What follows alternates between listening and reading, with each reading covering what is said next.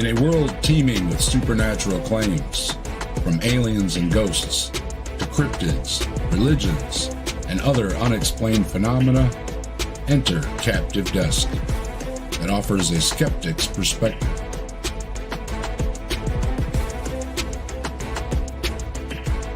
Join us for engaging discussions, opinions, scientific analysis, and a dash of humor as we delve into the unknown, unravel the mysterious, and confront the otherworldly as we seek to distinguish fact from fiction at the Captive Desk.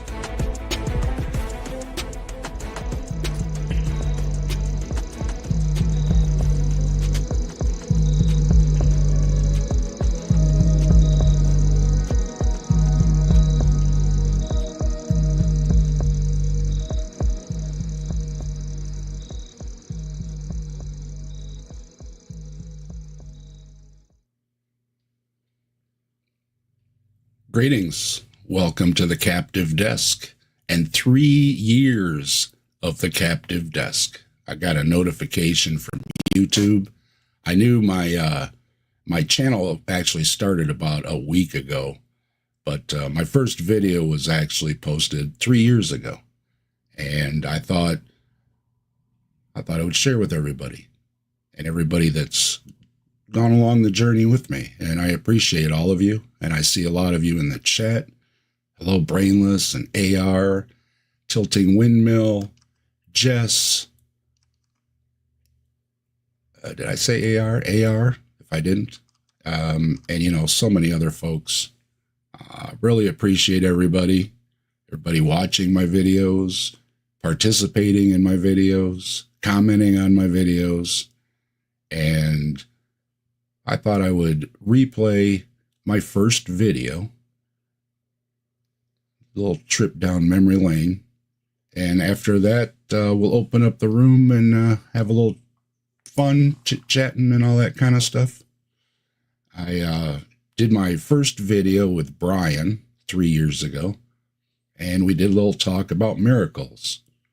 I had met Brian in another room, and he had mentioned, well, hey, I'll come over and have a little chat with you. We had talked a little back and forth, commenting and everything. And Brian's a really nice guy, and I thought, yeah, that'd be a great way to start, a nice little conversation. And Brian was very gracious in helping me out, so to speak, and getting my feet wet with my first video. So we're going to play the first video, and forgive me, it is my first video. So, there's some glitches along the way and whatnots. And I'm a little nervous, but it is what it is. And I think it's a little humbling to take a look back and critique yourself. You know what I mean? So here we go. We're going to play my first video on YouTube. It's about miracles, and it's with my guest, Brian. I hope you all enjoy it.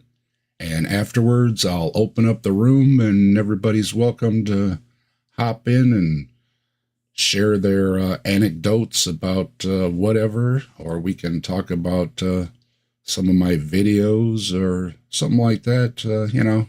Just a fun little stream, saying thank you to everybody and appreciating everybody's support.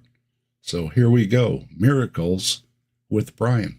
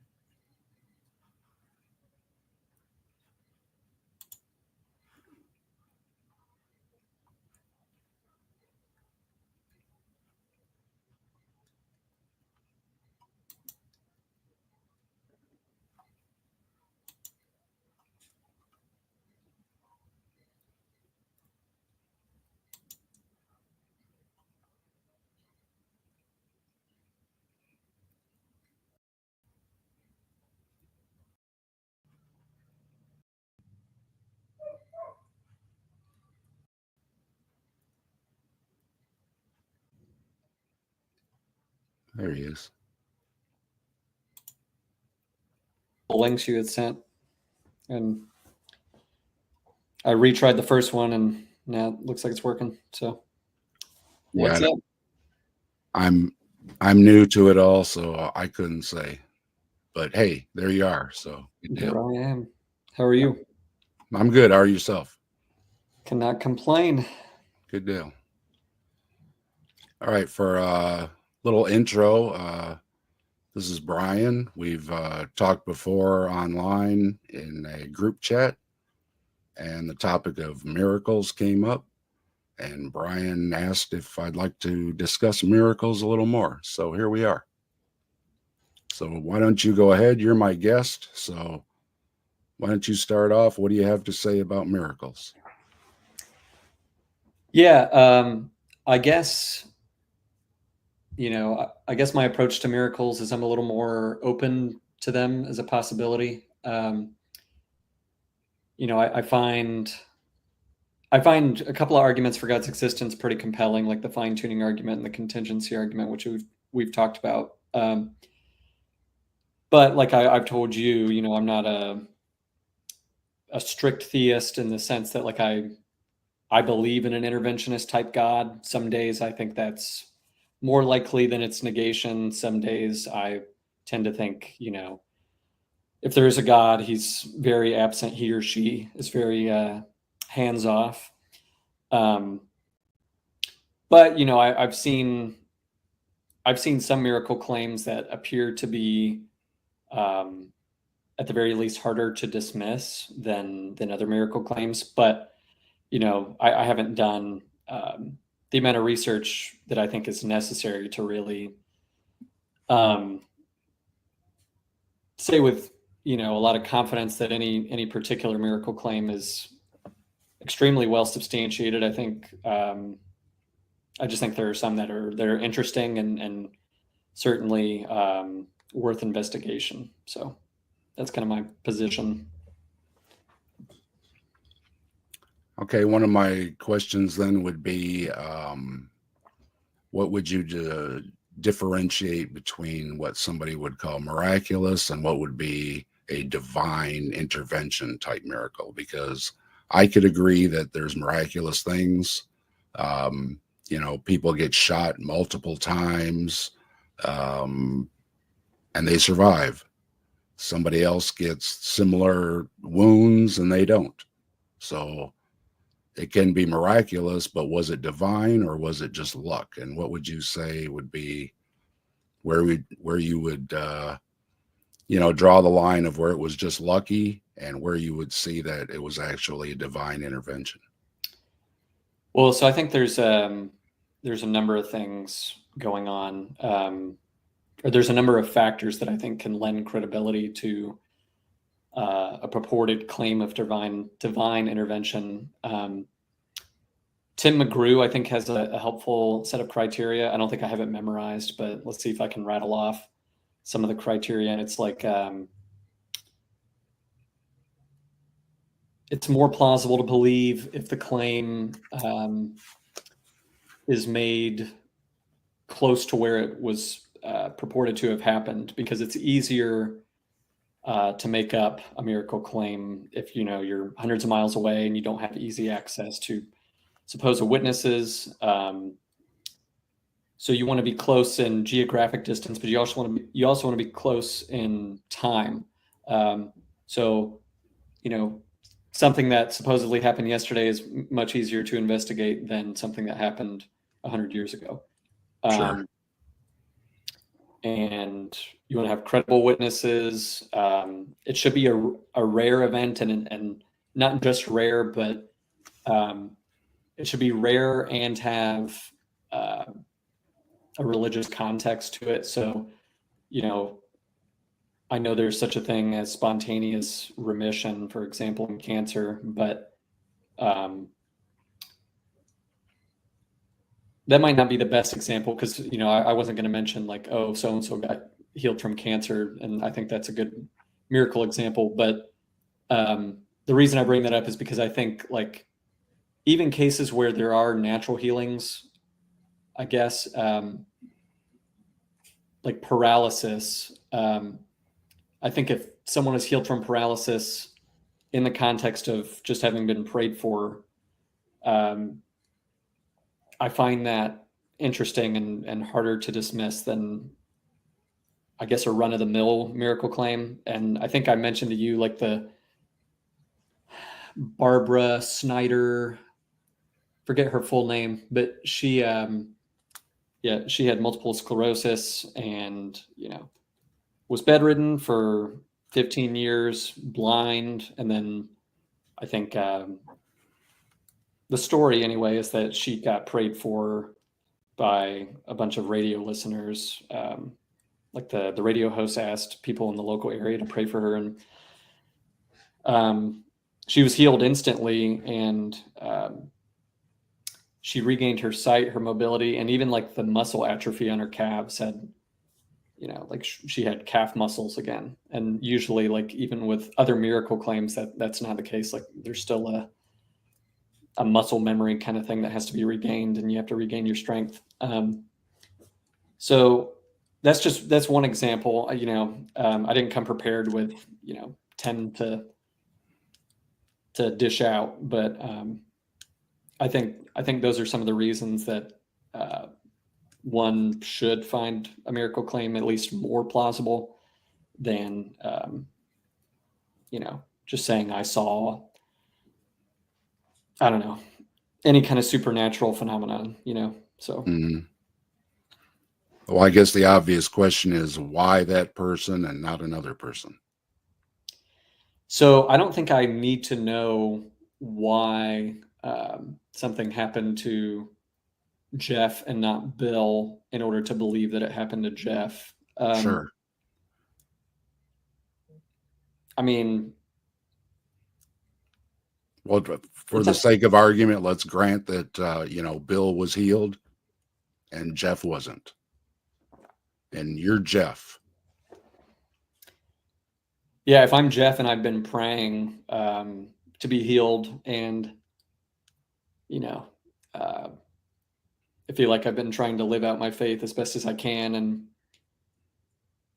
I guess Bill is doing the same. Hopefully, it would sting even worse if Bill was like appeared to be have a worse moral character than I did, and he gets healed.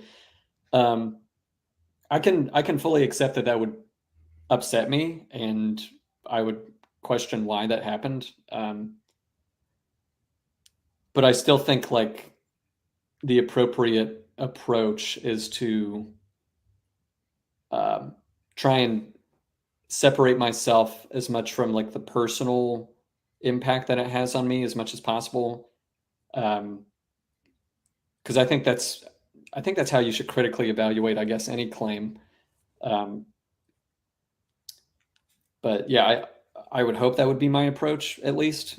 Easier said than done. If I were in Jeff's shoes or whoever it was that didn't get healed, I think you said it was Jeff. Right. Yeah, I would probably question God, probably doubt God, and be frustrated. But I think that's a separate issue from whether or not I should think that God actually did act on Bill. So you would question the reason more than the existence of God. Yeah, I think that's a good way of saying it. I mean,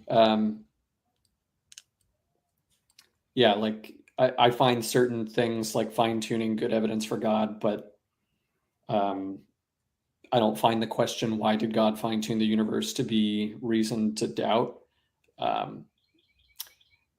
I think a better question would be like, with that argument specifically would be something like, can this be explained naturally? And I know there are, purported solutions to it, and I know we've kind of touched on those a little bit before. But at least at this point, I'm not particularly convinced by them. But I also haven't explored as much as I think I should. So. Well, let's say that 25% can't be explained. So let's say 75% have an explanation. The medicine worked, right? The surgery worked. Everything went exactly as it was supposed to. So let's suppose that 25%, and then the question comes up again, then is it, did they believe more? Did they get prayed? Did more people pray for them? Or does it matter, when the people are praying, whether it's going to have any intervention divinely or not? You see where I'm going? Whereas, do the healings happen if you don't ask for them? Do the healings happen if you don't ask for them? I mean, do you have to have a prayer session? Do you have to have, the radio station pray all, Oh, having I see what you're everybody saying. praying? Or can Yeah, it, I mean, do you have to ask for the intervention? I'm just asking what your opinion is? yeah. I mean, I guess I haven't given that a ton of thought, like my exact theology, if you want to call it that, on um, What about what your God would. examples? Are the examples always that people were prayed for? Or do you have examples where, Oh, okay. they're not religious, they weren't I prayed see what you're saying. for, they just, you know, Yeah. So, are you asking, like, would I consider it to be divine intervention, even if the person weren't prayed for, or like, yeah, they or weren't is there a context? Or right, okay. right. Um, yeah, that's a good question. I mean, I guess I haven't heard too many examples where that's the case. I mean, I've talked about like spontaneous remission, but And we'll given, those are all given in the, 75 hypothetical percent, we'll say, all those. And I'm giving you 25% that no explanation. You know what I mean? No remission. I'll grant all that. Okay. yeah, I mean, I think it's going to depend on the specific claim. If it's something of like quality to the one I mentioned, or um, I mean, yeah, it would depend on the specific example, like a limb regrowing, or blindness or deafness being healed instantaneously. Um, I don't know. I guess I just wouldn't know what to make of that. It would seem odd to call it divine intervention, because I guess so. I guess you're kind of teasing out what I actually believe, but haven't articulated before. So I appreciate that. Um, I guess, yeah, I guess I consider divine intervention in a way to kind of require prayer or some kind of uh, religious context. But maybe I'm wrong in that. I'll have to give that some more thought. Um, does that answer your question at all? Or Sure. That's what I was asking. That, okay. So that basically, yeah, you believe that, the prayer has to happen, that or the person has to believe, maybe. Would that have, so bearing on it if they're a believer or not? Because, um, especially if you're going to go with a Christian, view on things, if you believe you are healed, type verses in the Bible. right. Do you think it makes a difference if you're a believer or not? I would assume it does, but yeah, I mean, that's just kind of, I guess that's a fairly warranted assumption, like under the assumption that the Christian God existed, uh, you know, and I know there are miracle claims in other religions, but it seems like Christian miracles happen fairly often. So, yeah, I guess under the assumption that the Christian God existed,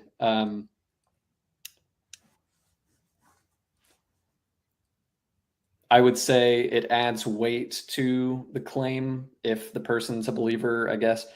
Um, but I don't know. I mean, I guess it depends on the proportionality. Like, I think we would need to evaluate all of the miracle claims, and I think there'd be a lot of people that claim to be genuine believers that maybe weren't. So yeah, I guess I just don't know if we're in any kind of position to have access to that information. But I would think, like, if the Christian God existed, this is what I meant to say, is that he would want people to believe in him, and so there would be some kind of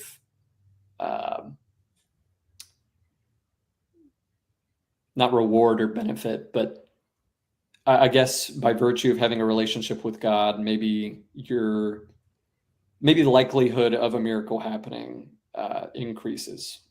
That's a suspicion anyway. I would think like if you're going out of your way to reject God, that God would. I mean, it's possible, I guess, that he could perform a miracle, but it seems far less likely that he would want to act on someone like that than someone who's been faithfully serving him. But at the same time, you know, to your point, there's plenty of people that seem to be faithfully serving him, and their prayers for miracles aren't answered. So, Right. But that's just kind of my initial thoughts on it. Yeah. You're and then mentioning other religions. What happens when there's a miracle in another religion, in another culture, never heard of Jesus or Christianity? Is it still the same God, or could it possibly be another God? Could there be more than one God? Yeah, I mean, so I'm not a Christian, so I guess you know, I find Christianity more plausible than, for instance, Islam. But I think, like, if I heard a credible miracle claim happened in like a Muslim context, I would say, okay, that's interesting. What do I make of that? Does that mean the Muslim God exists? That's a possibility. But then when you study Islam a little bit, and I haven't done that to any great extent, but it seems like there are a lot of flaws with Islam that I think for me would override the miracle claim, unless it was of a great nature, like the ones I mentioned earlier, and maybe there are some that I just haven't heard about, but I would tend to think like I have a lot of additional reasons for rejecting Islam that would probably make me find the miracle claim less credible, at least initially. Maybe enough evidence could be presented to convince me otherwise, but so you would back up more on what you would think would be a more sound theology or religion to begin with, and that would give more credence to the claim. Yeah, I think so. I mean, I think I think Christianity is more probable than Zoroastrianism, for example. So if there were a miracle claim within a Zoroastrian context, which I have no idea what that looks like or what their prayer looks like or anything like that, sure. or praying to Hercules or Zeus, I would find that harder to accept, just on the surface. I mean, if miracle claims like that were happening all the time, like I prayed to Zeus and XYZ happened, a healing happened, I'd be like, okay, maybe there's something to this. But I think it would take more than one example, and it would have to be of a pretty extreme nature. But I also think the miracle claims I'm evaluating in a Christian context have to be of a pretty extreme nature for me to consider them as potential divine interventions. So hopefully I'm not being too unfair to the other world religions, but I definitely think Christianity is more likely than certain other religions. That doesn't mean I think it's like 85, 90% probable that it's true, but I think there's better evidence for Jesus' resurrection, for example, than, I guess Zeus being a literal being in the sky or something like that. But you would accept that if you're Hindu, whatever the religion would be, that if you were one of these miraculous survivors of something, you would give credit to your God, right? Likely, I would think. I mean, if I had like a really bad injury in India and several Hindus came and prayed for me and I was healed instantly, I would find it very hard to be like, thanks Yahweh, like they got it wrong, but like maybe Yahweh was busy. Yeah, or I know the true source. They just misunderstand your identity. But Mhm. I don't know. I mean, since I'm not a Christian, like I guess I'm open to more possibilities about why God could perform miracles in other contexts or other religions. Um, and I don't know. I guess one reason could be that he or she wants to help people in different contexts despite their religion. But yeah, I haven't given that a ton of thought. So I know I've said that a lot already. I just want to emphasize that a little bit. But yeah, I think if it were me, I would probably be inclined to think like the particular God prayed to was involved. So Now, what about people that use homeopathic remedies? Are they? I mean, we know they don't work. I mean, generally the medications in them are non-existent or so small that medically they shouldn't do anything. right. But the person is cured, and they give all the credit to the homeopathic remedy. Yeah, I mean, I'd Do be you interested think it matters to them, or would you still say that they owe God some credit? Um, I guess it depends on the specific case. Like, I guess I would want you to bring up a case where someone is like deathly ill and um, attributes the healing to homeopathic medicine. I guess where I'm going is mind over matter. Do you think that that the person can heal themselves if they believe in the homeopathic, if they believe in God, if they believe in and any other power, crystals, Law of whatever it attraction. might be? Yeah. Do you think that maybe it is a natural thing that's being somehow enhanced in us because we believe, and it doesn't matter what you believe? You think that's possible? Yeah, I think it's possible. And I think the placebo effect is very real. And, you know, Hmm.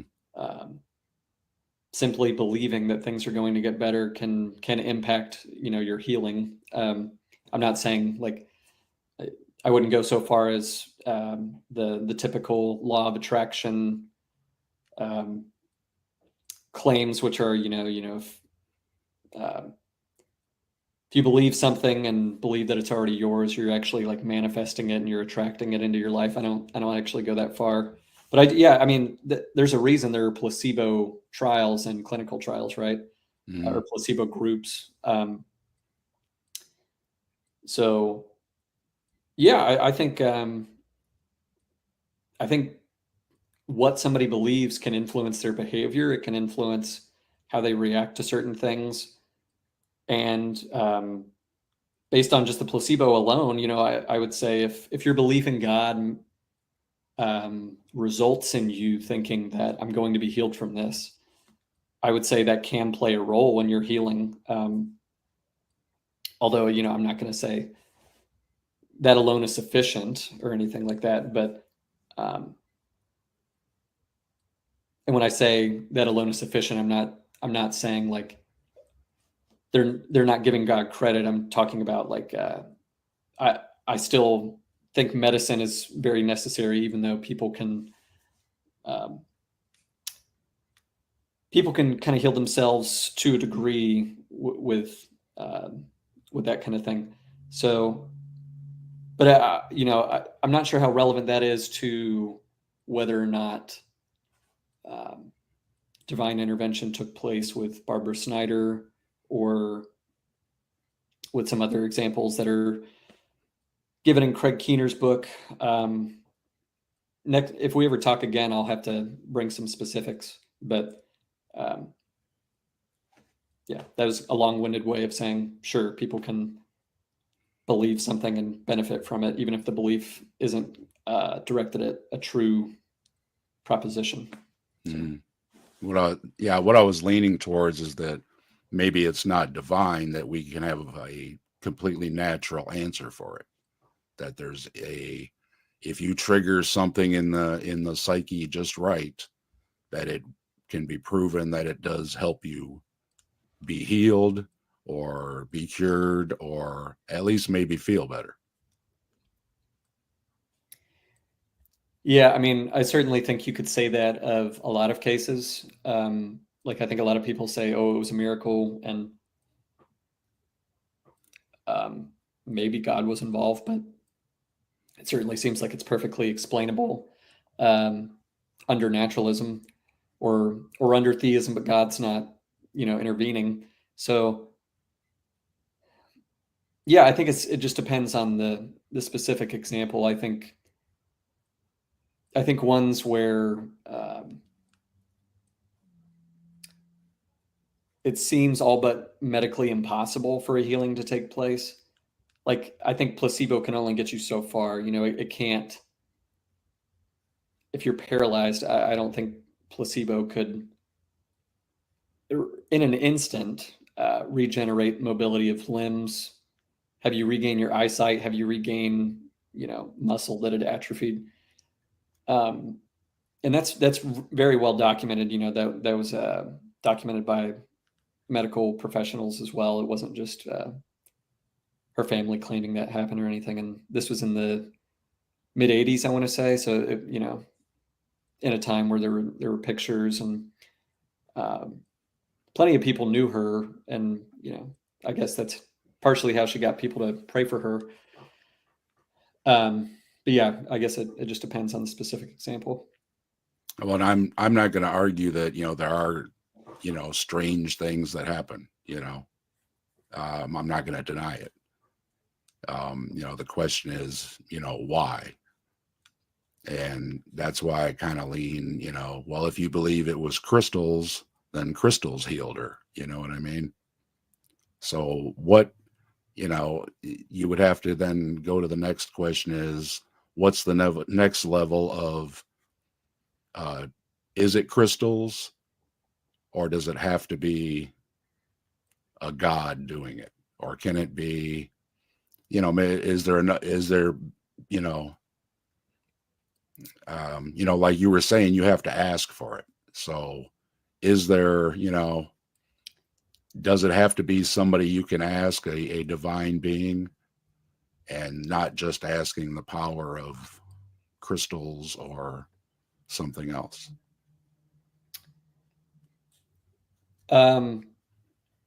So I want to either clarify or modify what I said about having to ask for it. I don't think you Okay. have to ask for it in order for it to be potentially miraculous, but I do think that adds weight. Mhm. Uh, Something exceedingly rare and, all the other criteria I mentioned earlier, if all that fits the particular miracle claim and they asked, I think that adds weight to it. But, if someone narrowly escaped death or something, um, I'm trying to think of like an exact scenario, but, if the odds were wildly against them, like one of the fine tuning examples, like 1 in 10 to the 120th, you could maybe say, this was a miracle, even if they hadn't stopped and said, God, please, let me survive.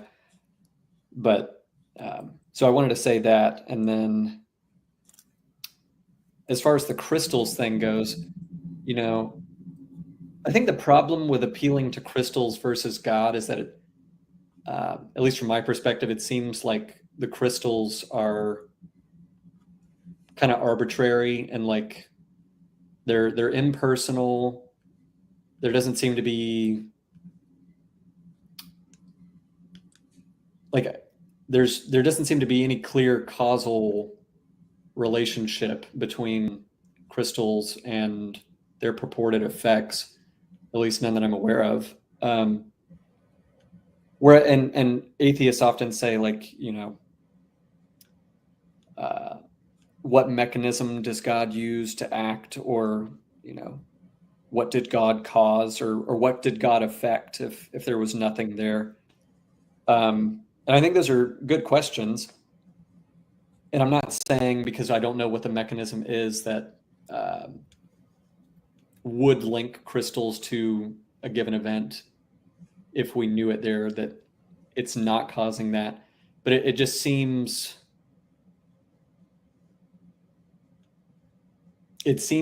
very arbitrary, and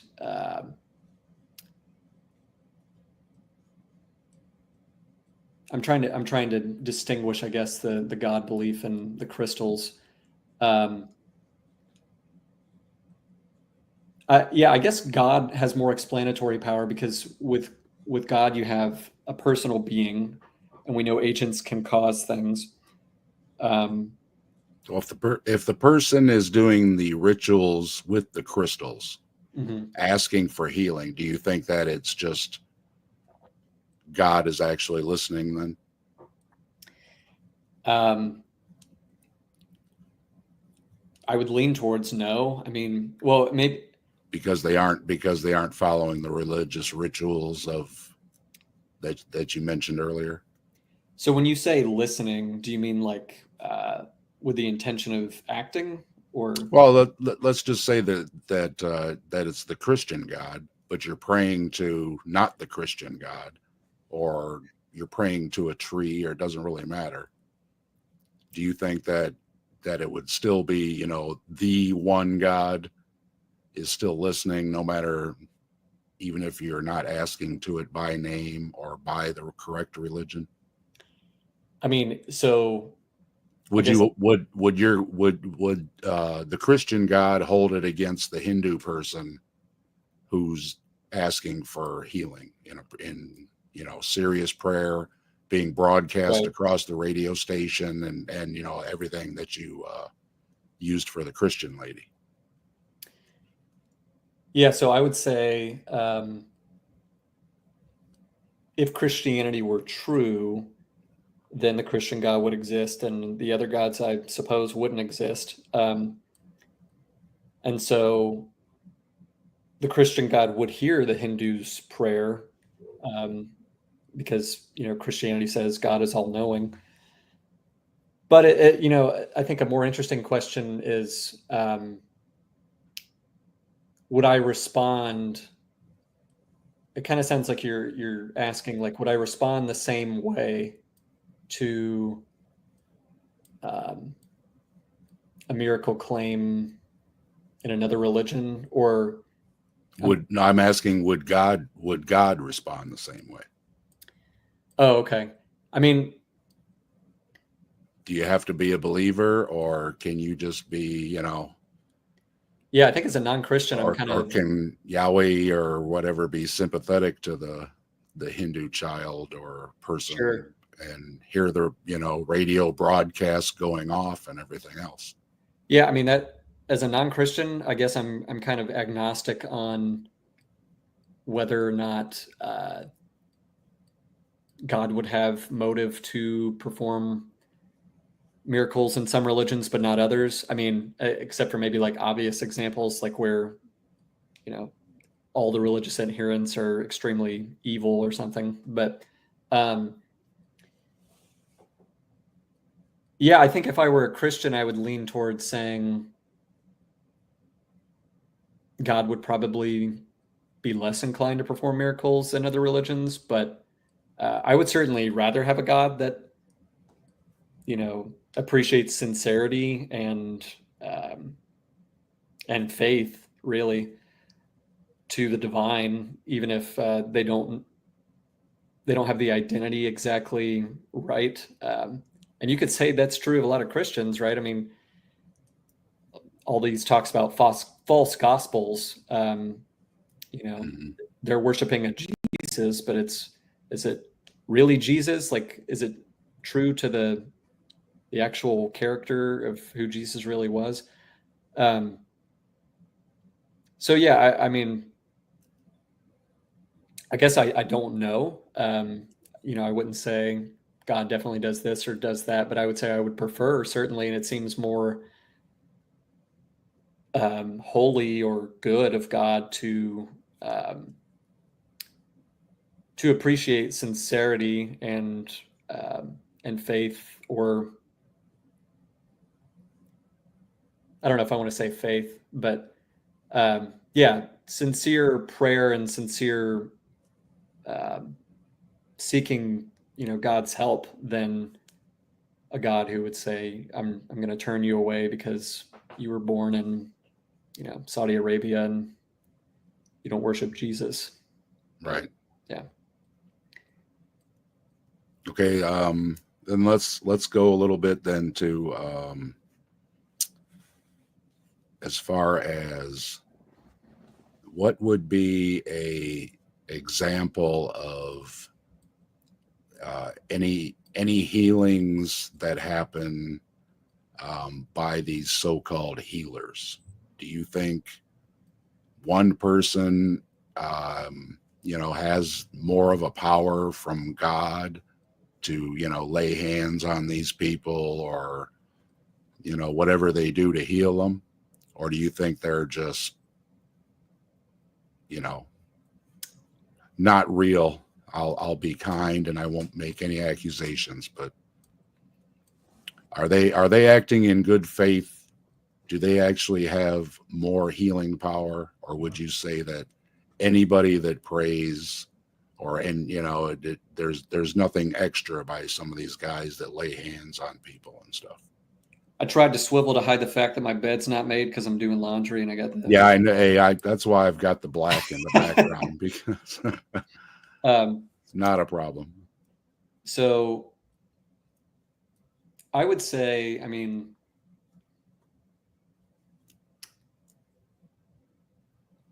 Do you believe in healers? Would that be easier? yeah,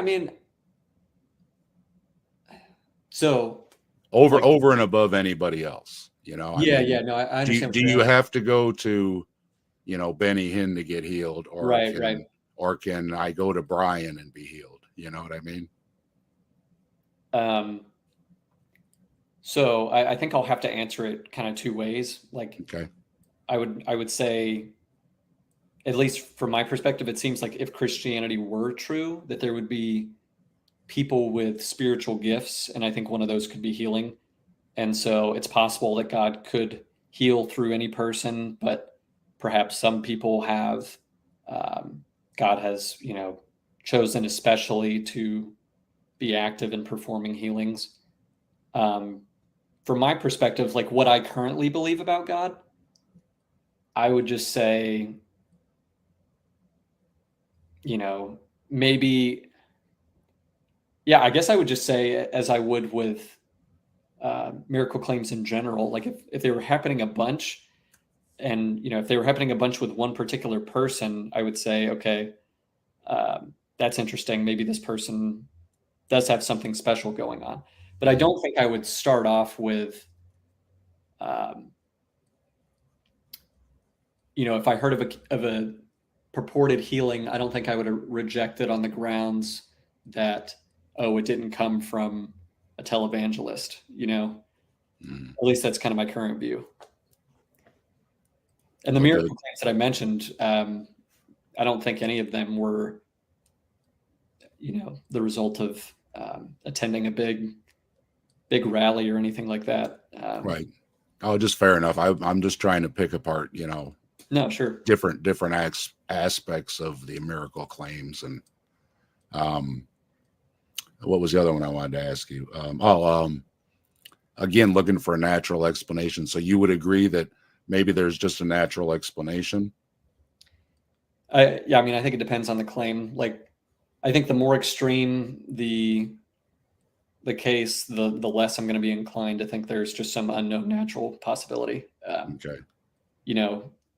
I think Lance in our group You're, mentioned someone getting decapitated and someone prays for them to regrow their head. I'm pretty sure I would be like 100% sure that was divine intervention, or 99.99%, Sure. So yeah, I guess it just depends on the case. The more the more rare and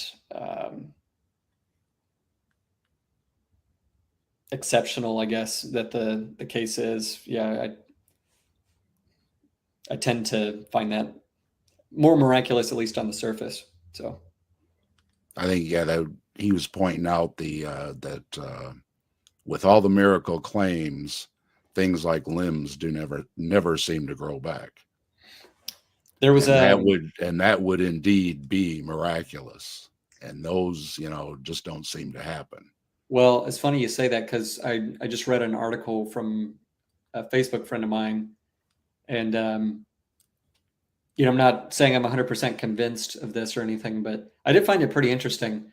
And he was making the case that a man did regrow a limb, I guess in the 17th century, so not ideal, but there were skeptics that apparently attested to this in writing. Doctors, apparently they buried the limb after it had been amputated, and when he regrew a limb, I think they dug up, at least according to this account, they dug it up and it was no longer there. And I want to say the number he gave was like there's over 30 eyewitnesses or 30 attestations or something. And I want to say even David Hume said it was like not a bona fide miracle, but he thought it was like one of the better miracle claims out there. So I'll have to find that article and send it to you. You might find it interesting, but sure. Yeah, I guess I'm unsure if they never happen. So and then the next one would be, what is your opinion on the dumb luck issue? Let's say, you and I are in battle and we both get shot the same amount of times in the same areas of our body, and one of us survives and the other one doesn't. Is that any kind of divine intervention, or would that just fall into a dumb luck category? Yeah, I think I'm probably always going to lean more towards dumb luck, as you put it, or whatever you want to call it, beating the odds or whatever, the natural outworking of events. In any context where it seems like that's a possibility, even a remote one, I would still lean towards that. So yeah, I mean, I guess like if it had been, I'm shot at 15 times and like, I don't know, I'm shot in the head 7 of those times, and all of them should have been lethal. And right before I get shot at, I pray and you pray and that I'm not going to die. Maybe I'd be a little more inclined to think like, okay, maybe God was at work there, but I still don't think I would be dead set on that. Well, if I'm getting shot in the head, maybe I would be, but you kind of see where I'm getting at. Like, I think if it's a rare event, but it could happen naturally, I don't think that's sufficient enough for me. And Christians and other theists all the time, I think, attribute things to God that maybe God cared about, like you finding your car keys or what have you, but that could have just happened on its own. And I guess that kind of brings up an interesting question too, like, would God happily take the credit even if he wasn't all that involved? Like, does he appreciate it when you give him thanks or gratitude if he exists? Even if he's not like manipulating the dice, so to speak. Well, so, I think the Christian God tends to lead towards wanting the praise for it, but yeah, I always bring, if you're God, why do you need to be thanked for anything? It would seem to be irrelevant because you're God. But I think how I'd respond to that is like, I think I used to have more of a problem with the idea of God wanting worship and praise. I mean, how do you tell God that it's awesome? You know what I mean? You hey God, you're super duper, I mean, you're God. I mean, you're it's kind of a given that they're awesome. And, I just never understood how you could give praise to God to begin with. Yeah, so I don't think it's about God wanting or like getting joy out of his creatures praising him, or I guess he does get joy out of it, but it's not like at least I don't perceive it to be like a vanity thing, and I think that could be justified by the fact that if God exists, God would be kind of the highest possible being, the greatest good, and so for God to refer you to something else to praise, because I think we all kind of end up praising something to some degree. I mean, we might not call it worship or praise, but um, we all focus on things, sometimes to the detriment, or to the point where we end up sacrificing things that should be more important, or at least equally as important. And so, yeah, I would say, if God exists and God is the greatest good, God is the greatest possible being, for him to want us to worship him or to praise him, I think would make sense, because the alternative would be him referring you to something lesser, or yeah, I think that's kind of how I would think about it, but I don't know. Now, what about personal experience? You were telling some stories. Do you have any personal experience where it lends your belief? I mean, have you ever been cured of anything that you just couldn't have an answer for, or close family member or something like that? I don't think so. Maybe I'm forgetting, but I would think if it were even remotely extreme, I would remember it. Yeah, I don't think anyone in my family or anyone I know has been healed miraculously. I've had friends that have told me, um, I prophesied or whatever, and I went and spoke to this guy, and he said he was going through exactly what I thought he was going through based on what God told me. And I take those stories with a grain of salt, I guess, but I do think that people are being sincere, and they don't strike me as all around dishonest people. As far as personal experiences with, like, oh wow, that felt like it was from God. I mean, nothing beyond your standard, I guess, goosebumps type deal where, when I was a little kid and I was saved, I felt something, it could have been the bass in the room and the context, to your point earlier about the belief itself generating feelings. That could have very well been what happened. And yeah, I don't know what it was. I mean, I guess if I'm not a Christian right now, I don't think it was Jesus. But yeah, I guess I'm open to religious experiences if God exists, but I don't think they should ever be the reason a person believes, which is kind of hard to reconcile. Like, if I'm entertaining Christianity being true, because it seems like if Christianity is true, then God or Jesus has set up a system in which that means of coming to belief is like very common. And I don't know, I take issue with that, because I mean, as well as I do that, like, it's not unique to Christians. There's Mormons that have religious experiences, there's Muslims, and they're all of a similar nature. And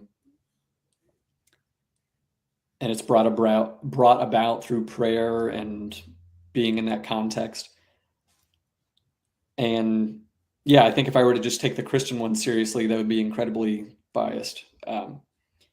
So I was having a discussion with a couple of friends of mine recently about that, and one of my friends is an atheist and the other's a Christian, and But the atheist and I are both in agreement that like religious experiences, I really don't see how they can be trusted,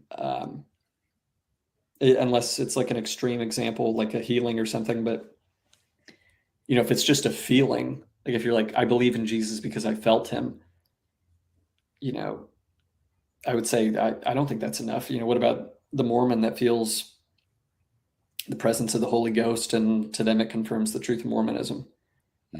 Why should we discount their experience? Sorry, I'm beating a dead horse probably, but No, I was going to agree that I don't discount people's experiences. People have genuine experiences. People have very powerful emotional experiences, and right. and it's not just from religion. People get powerful experiences climbing a mountain and reaching the summit. So I'm not going to discount anybody's experiences, Sure.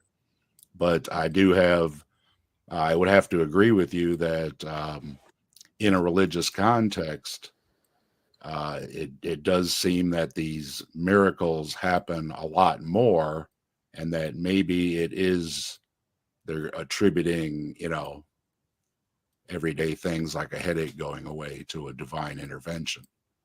So my problem is dwindling it down to, like you say, ones that are very, very difficult to explain, like somebody with, that should have had atrophied muscles or something like that. Because Right. when you go down the list, like you said, most of them, and I was doing a little reading around, and yeah, a large portion of them are things that can come and go, like arthritis, migraines, cancer, and so that generally the numbers are a lot larger because they're just attributing everyday things to miracles. Sure. So, I'm more looking at it more like, okay, what are these ones, like you say, that are just really, really hard to understand? Hmm. And then I have to say, okay, it is a miracle. What then I have to ask, well, what does that do? I mean, I don't see, I mean, you've had miracles happening, and it's not like everybody's became a Christian. You know what Sure. I mean? So I mean,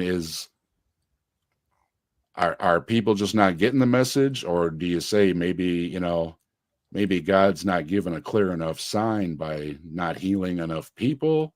You know what I mean? It seems like I'm trying to figure out what, I know God is mysterious, and maybe he has an ulterior motive, Hmm. for letting all these people, be ill, but yet, still curing some of them. But, trying to sort it out as to, I could understand that, all these people are being healed Hmm. to give a sign. Right. But, let's say even, a few years ago, we probably wouldn't have heard any of these stories. You know what I mean? Sure. Without, international news and internet and everything and stuff. Hmm. So I don't really see, where the very few that happen in very few places that very few know about would be effective as, any kind of sign or anything like that. So would you say that it doesn't have anything to do with that, and it's just part of the God works in the mysterious ways category? Yeah, I don't think I have to have an either or there. I would say the miracle certainly could lend credence or credibility to the claim that both God exists and God is active in the world. But I could also say that God could have reasons for allowing unbelief, and God could have reasons for not making his existence so obvious that it's like as undeniable as the sun in the sky or something like that. Um, One reason is like I think if it were that obvious, it could potentially result in improper relationships. People would that would kind of remove the possibility of free will in a way.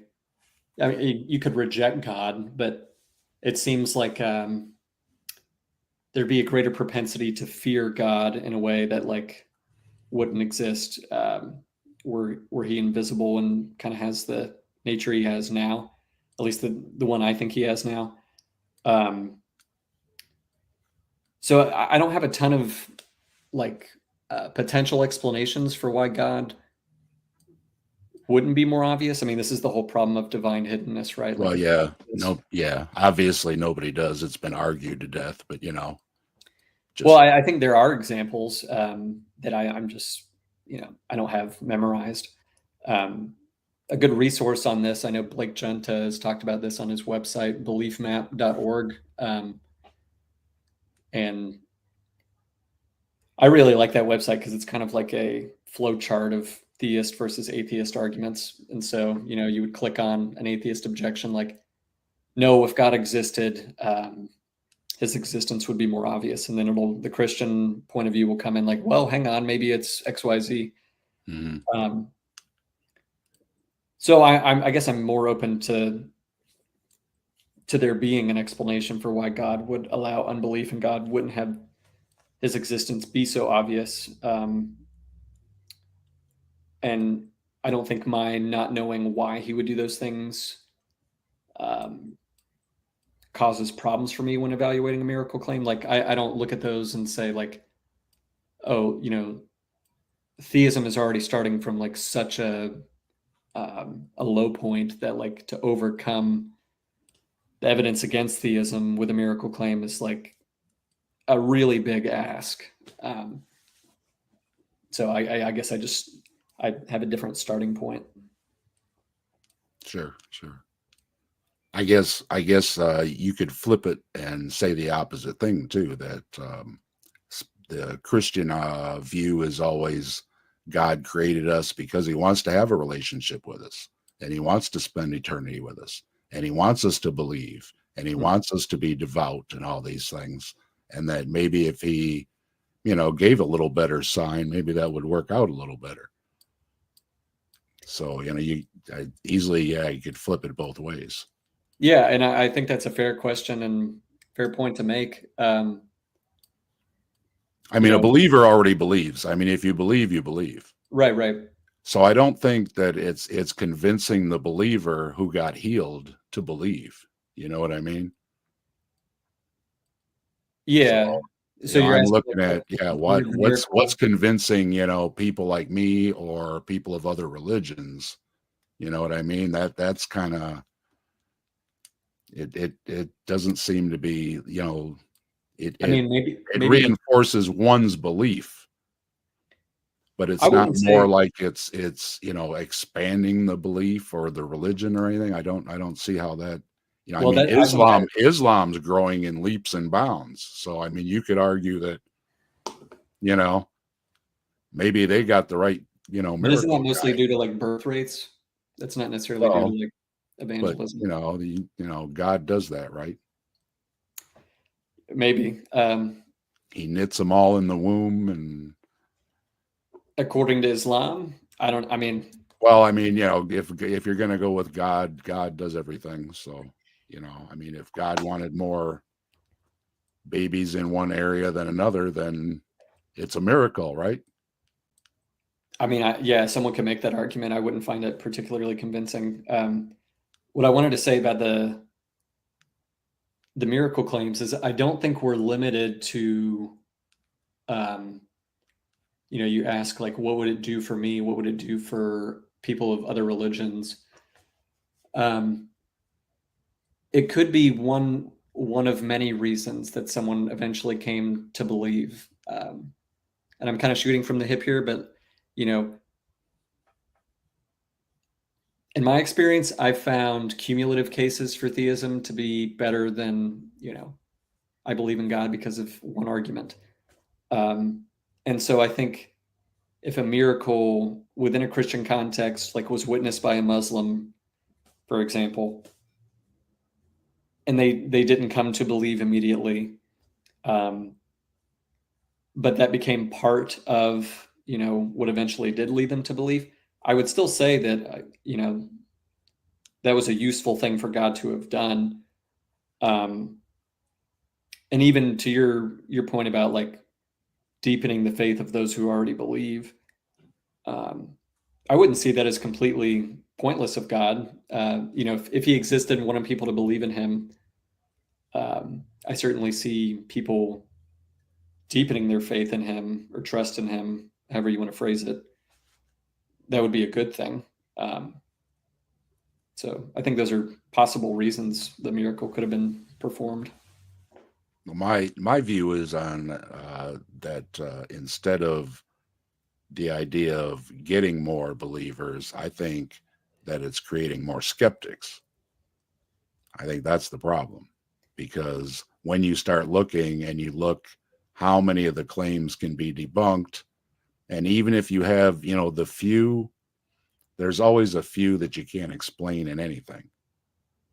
So I don't, again, I don't see where it's doing anything for anybody else or for the world. Or I understand that it could have a theological argument that it's all part of God's plan and everything.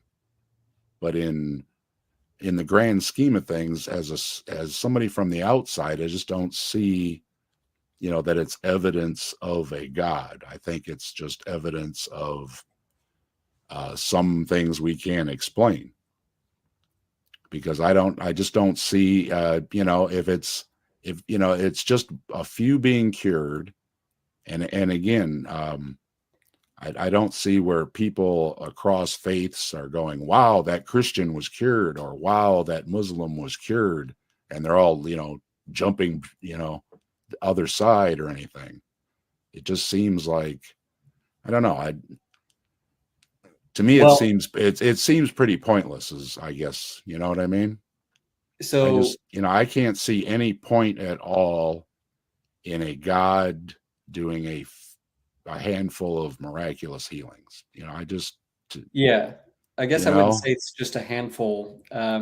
I well, mean, again, let's say, I'll give you 25%, you know what I mean? I'll be generous. I'll go way beyond just a few percent. I can give you, I'll give you a whole, large percentage.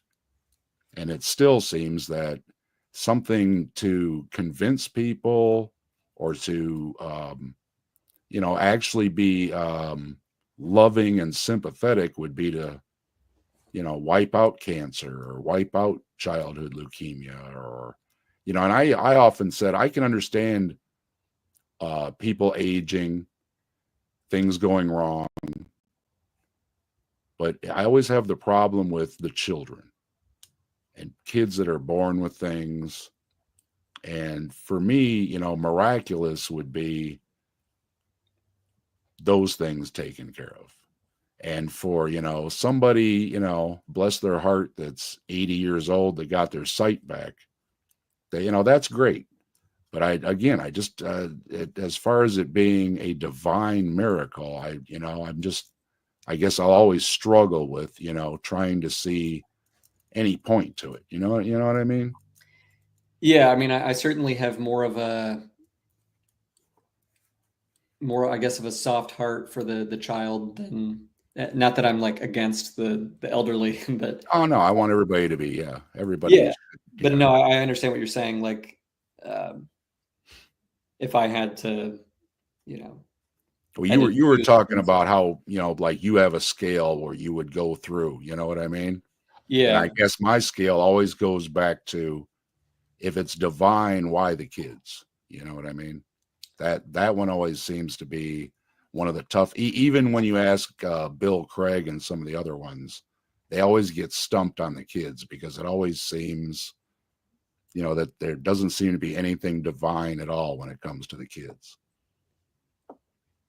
yeah. I mean, it is tough, and I'm not going to try and spout off an answer for why God allows that. I guess But all I'm that, going to say is that for me, it hasn't been, I guess, as much of a hindrance. Like I've I do think children suffering and people suffering in general is a horrible travesty, and um, I wish we could eliminate childhood diseases and child death. Um, but there could be a reason that I don't know about, and maybe God could tell me, and it still wouldn't comfort me. Mm. And that's not a satisfying answer. Like, it's not satisfying to me either. Oh, and I don't think we're going to have a philosophical revelation that's going to change the world or anything. Sure. We're just talking. Yeah, but for me though, it just seems like the for to be something divine would have to be something like a children's wards, just kids hopping out of bed and they're all cured, or limbs growing, things like that. When it's anything else, I'm always going to say, well, there's just a natural explanation. We just don't understand. And that's for me being on the skeptical side. But I'm just I can't discount though that some things we can't explain. So there could be, and that's why I was hinting around that maybe there are other ways to explain them.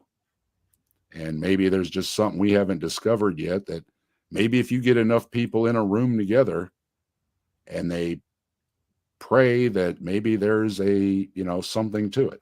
Maybe that it triggers something or something that we just don't understand. But divine to me always seems like magic, that poof, this person was cured out of magic, and that there can't be any other explanation. And I think there's always a lot of other explanations. And my basis was, when I was looking up miracles, when you see the religious sides of the arguments, there's a lot more lenience to the miracles. And when you read the medical papers and you listen to what the doctors have to say, it's totally the opposite. However, they will also admit some things they just can't explain.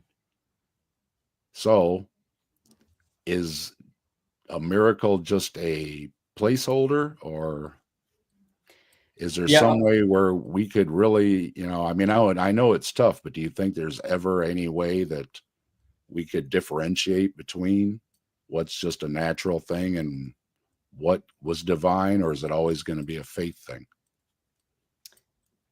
Yeah, well, so hopefully I'm going a little bit beyond a God of the gaps. I'm not arguing simply because we don't know what explains this event, whatever it might be. Let's say Barbara Oakley's healing, that therefore it's a miracle. Again, I think you have to look at a multitude of factors. You have to look at the trustworthiness of the witnesses, how early the claim is made in relationship to when the purported miracle took place. Can it be investigated? Can other people that didn't know Barbara go see her, and or people that weren't there at the time of the event but knew her, while she was paralyzed, can they go visit her and see that she's been healed? Yeah, I think there's a lot that has to go on before I would be inclined to call it a miracle. And even cases like that where I lean towards, I guess, a miracle, or at least I'm pretty open to it. I still think that if that was my explanation, that I wouldn't be certain of that. I could just say I think this is the most plausible given the set of options before us. And I'm like, with fine tuning, I'm open to the possibility of a natural explanation. It just doesn't seem like that's going to happen. And I think the example I gave in our group was,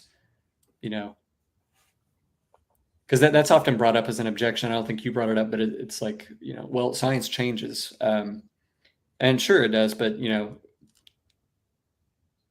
we're pretty sure that certain things like the science behind tectonic plates, we're not going to have this crazy radical change tomorrow. Like, there's certain things we're pretty confident in, and I think we can say that about fine tuning. And similarly, I think our medical technology and understanding of medicine and the way the body heals itself might not be as advanced as it will be in 100 years. But I think we have enough that I could be confident that like a person who's blind, paralyzed, etc., isn't just going to spontaneously heal, lose their muscle atrophy, etc. At least that's my current position. So, but you believe in God, but you're not sure on Christianity, though, right?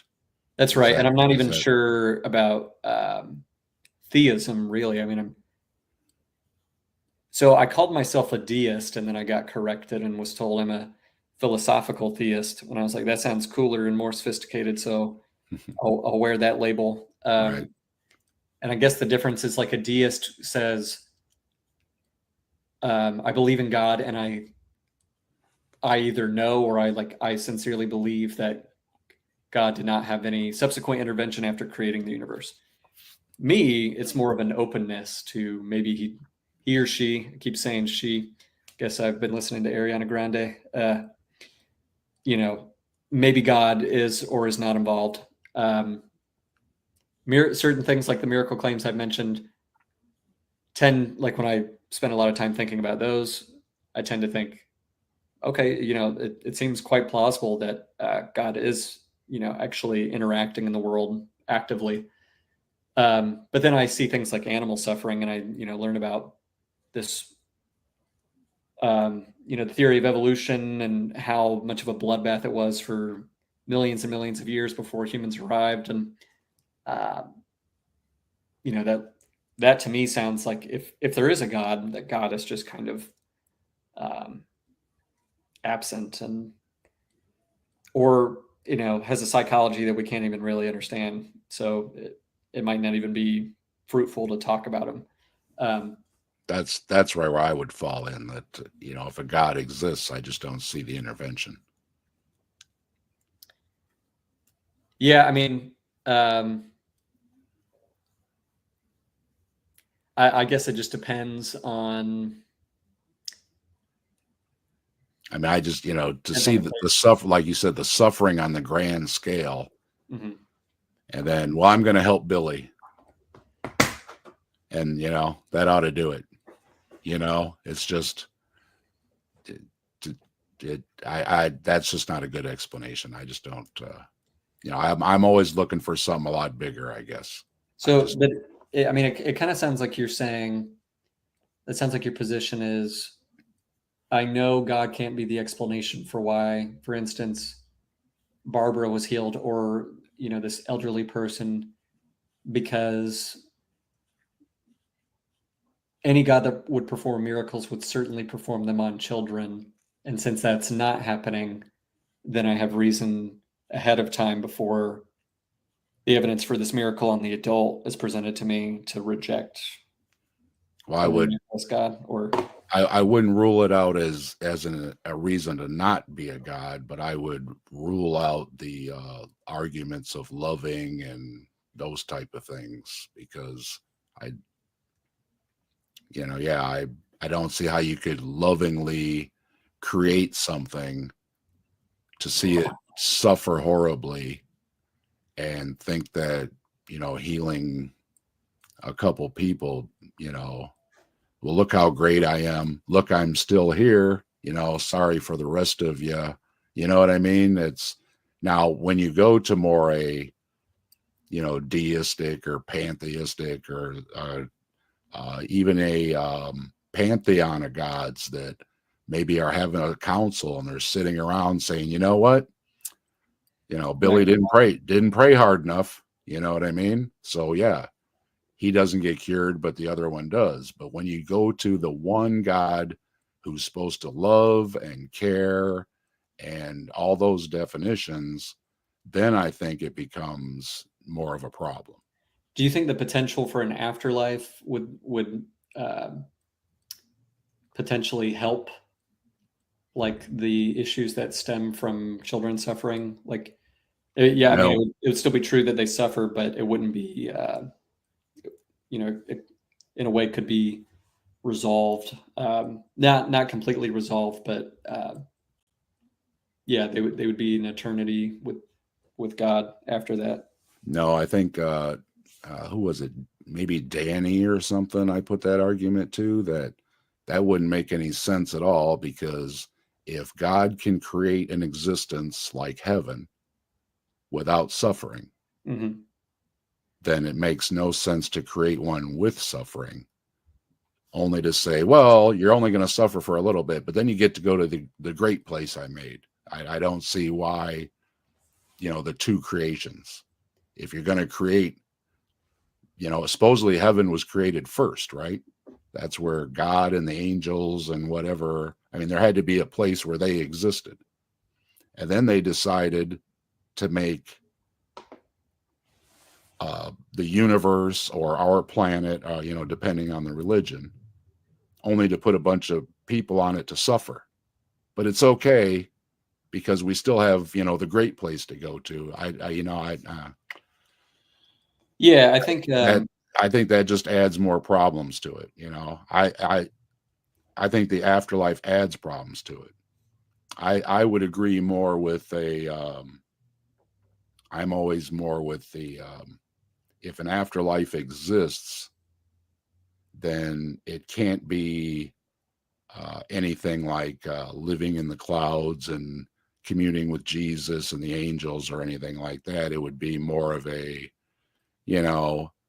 continuation with the universe, all our molecules and atoms all scrambled across, everywhere, and something like that. But the whole idea of being in a form and having these particular afterlives, when you pick them apart, they always seem to fall apart, because again, if you made this great creation, why make the other one? Yeah, I mean, I think there's a lot of possible explanations. For But yeah, why. I understand the point, though, that even though you had a terrible life here, you'd be rewarded in the afterlife. But people who had a great life here are going to get rewarded in the afterlife too. You know what I Mhm. mean? Right? So that again would be, well, somebody's still getting the shaft on that. You know what I mean? If we're both going to Yeah, that's fair. heaven, you know what I mean? But I'm sick every day of my life and you're not, and we both go to heaven. I don't think it made any difference. Yeah, what point did it serve? Right. Yeah, like the suffering I've encountered in my life has been extremely mild compared to what a lot of other people have suffered. Me too. Um, and I feel very fortunate to be able to say that. But even some of the mild suffering I've undergone, I've been like, did this make me a better person? Did this do anything but make me kind of bitter towards other people or resentful? I just cussed a lot and said, take me to the hospital. So I don't, you know, um, and like I say, I had to have emergency surgery a few years ago, and I was scared. I mean, I was giving my wife a kiss and saying, hey, if anything happens, I love you, and tell the kids I love them, all that kind of stuff, and, but, I didn't have any experience, and I didn't, you know, even though I was in that emotional type of state, and everything, and, I didn't hear from an angel saying it was going to be okay, or Jesus, or God, or I didn't feel anything differently. And I went to surgery. I trusted the surgeon, and everything worked out okay. Well, I'm happy it worked out okay. But in, Yeah, in another case, somebody would have had a profound experience. They were wheeling me down to the hallway, and oh, this could be it, and here came Jesus and everything. And it's like, well, yeah, he didn't show up to talk to me. yeah. I don't know what to make of a lot of near-death experiences, and today we've talked about miracles, and I I think, didn't well, again, recognize. I think it's what you were talking about, that, it does have a lot to do with what your state of mind is. You know what I mean? Yeah, yeah, for sure. Yeah, I think a person could trigger what to them seems to be like an NDE, um, or a true, appearance of Jesus, or I want to say Malcolm X said he had a vision of the Prophet Muhammad in his jail cell. So, they can't all be right. Mhm. So yeah, I think people can generate profound experiences without there being a divine cause involved. I haven't studied NDEs a ton, so I don't put a lot of stock in them. I haven't studied miracles a ton, more broadly, but there was another point I wanted to make. Oh yeah, so in terms of like going back to the children and why I think the afterlife is relevant.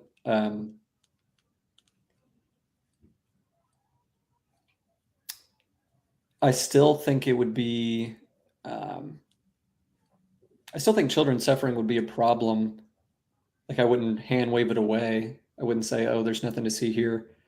But I do think it would be less of a problem if an afterlife existed. And I know you said that it's more of a problem if an afterlife exists. And is that just because of the unfairness of, two people? One has a life that's But not with suffering. I One, think well, I think the argument for even having the life is like a test, right? And to have, your experience through life, and to make all the supposed free will decisions and choosing the right path, and doing all those things. sure. But if you never made it past, 1 year old, again, then what was the point? You see what I mean? There's that, they never did the trials and tribulations or any of the arguments of why you're supposed to be here in the first place. Yeah, and I think it's an even, a bigger problem is like miscarriages. Right. And you know, yeah, obviously a 1-year-old doesn't have a ton of life Well, experiences that yeah, a and you could have an experience from having a miscarriage that you knew about. But women, can have miscarriages, without knowing about it. You know what I mean? You're yeah. passing something microscopic, and these things can go on. And like you say, what was, yeah, why? Why did, that was a kind of a waste of God's time there. Hmm. Yeah, I don't know. That I think that's a big problem for theism is well, one big problem I think for Christian theism is, uh, if Christians ought to be pro-life, then it seems strange that God in the Bible seems quite not pro-life in many cases. Like to flood the entire world, including, I would imagine there were at least some pregnant women. Some babies, right? Yeah. Was the world really that sinful?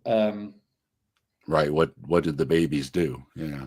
Yeah, what did the babies do wrong? And wouldn't it have been better for God to have found means of having them raised up in the right culture, with the right set of beliefs? Similarly, with the Canaanites, the idea is that they were uh, so wicked and evil that like God had to just wipe all of them out. Um, but really, like that included like toddlers, and Mhm. assuming you know you're not sympathetic to the Paul Copan, oh, it was just hyperbolic language type explanation for those passages, which I haven't read his book. My Christian friend says I need to read it before I go back to him with um, any kind of objections, I Well, guess. there's always somebody telling you there's another way to read the Bible stories.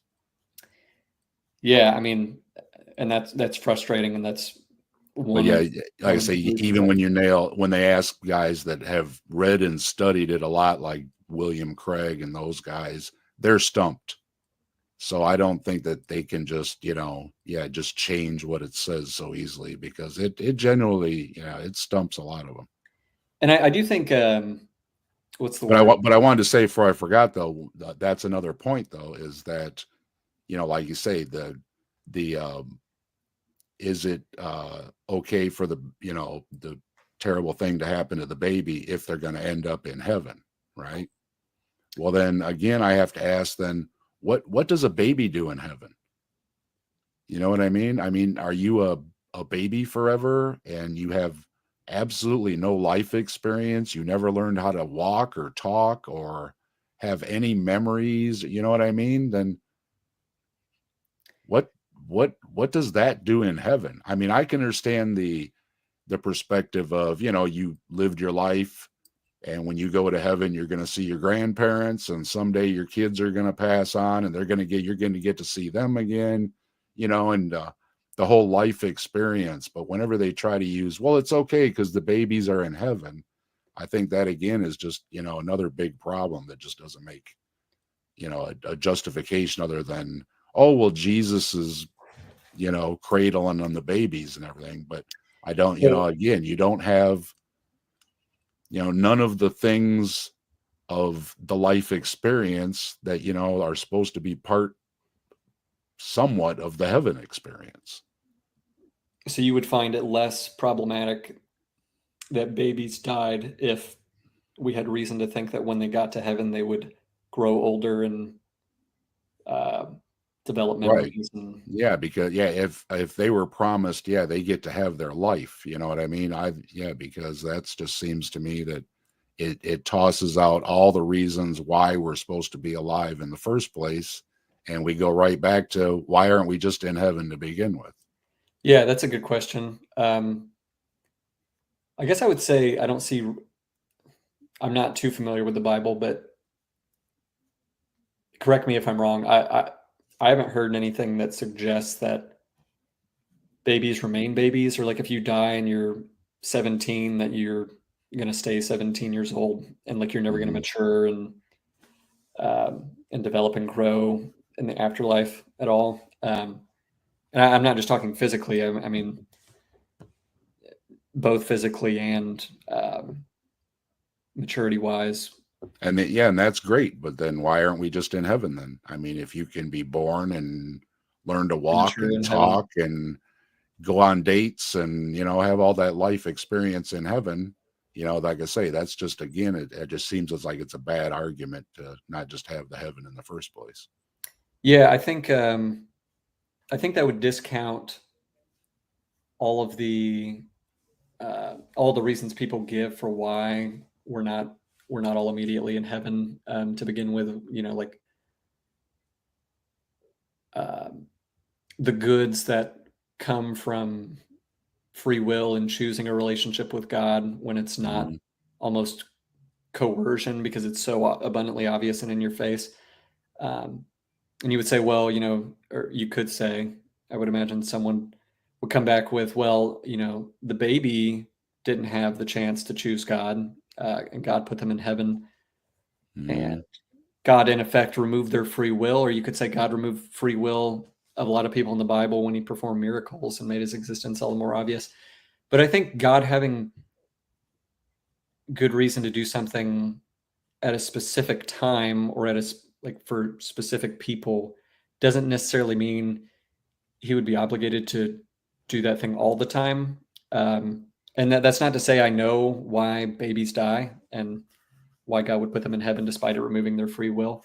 But I think you could still say free will is a greater good, or free will is a great good, and like it seems plausible that God would want that to be um, a regular feature of the world, um, without there being exceptions where maybe there is some, you know, unknown good that comes from it's hard to say even that, you know, there's some unknown good from the death of a child. But I think if you were a Christian, you would have to believe that there is, right? I mean, because God Sure, wouldn't just allow it to happen for no reason. sure. Um, I just think that I think all the perspective and the afterlife arguments and everything are all written from an adult perspective. I don't think they ever, you know, included the infants or the children in the argument to begin with, because I think everything is set up like we were saying. You know, you need to live, you need to believe in God. Well, first you got to find God, Mhm. And according to the Christians, you not only have to find, but then you have to be, born again or saved or baptized, or, you have to go through all these different things. And those are all part of being alive. So I think, yeah, it just doesn't make any sense that it was written or the rules are divine or anything else, because it reads to me like some adults were writing about themselves and they just never stopped to consider the arguments of, well, what about the kids? Like I say, they don't get a life, and what are they going to be judged on? Well, another thing is Judgment Day, right? Almost every religion has a Judgment Day. Well, what are they going to be judged on? What about the babies? Yeah. Well, then that's why you had to have a life, was to have the judgment. So yeah, I think you got big problems. And I'm, like I say, I'm not saying that we discovered or anything. I've heard a lot of the theologians being stumped with the child problems. One of the other, what is your religious history then? I mean, were your parents religious? Do you have a religious background, or? Yeah, my parents were religious, but it wasn't like it wasn't something that was like central to our identity, like we would occasionally pray before Thanksgiving, Christmas dinner, sometimes before other meals, and but we didn't go to church, and not because we were necessarily against church. It just, Mm-hmm.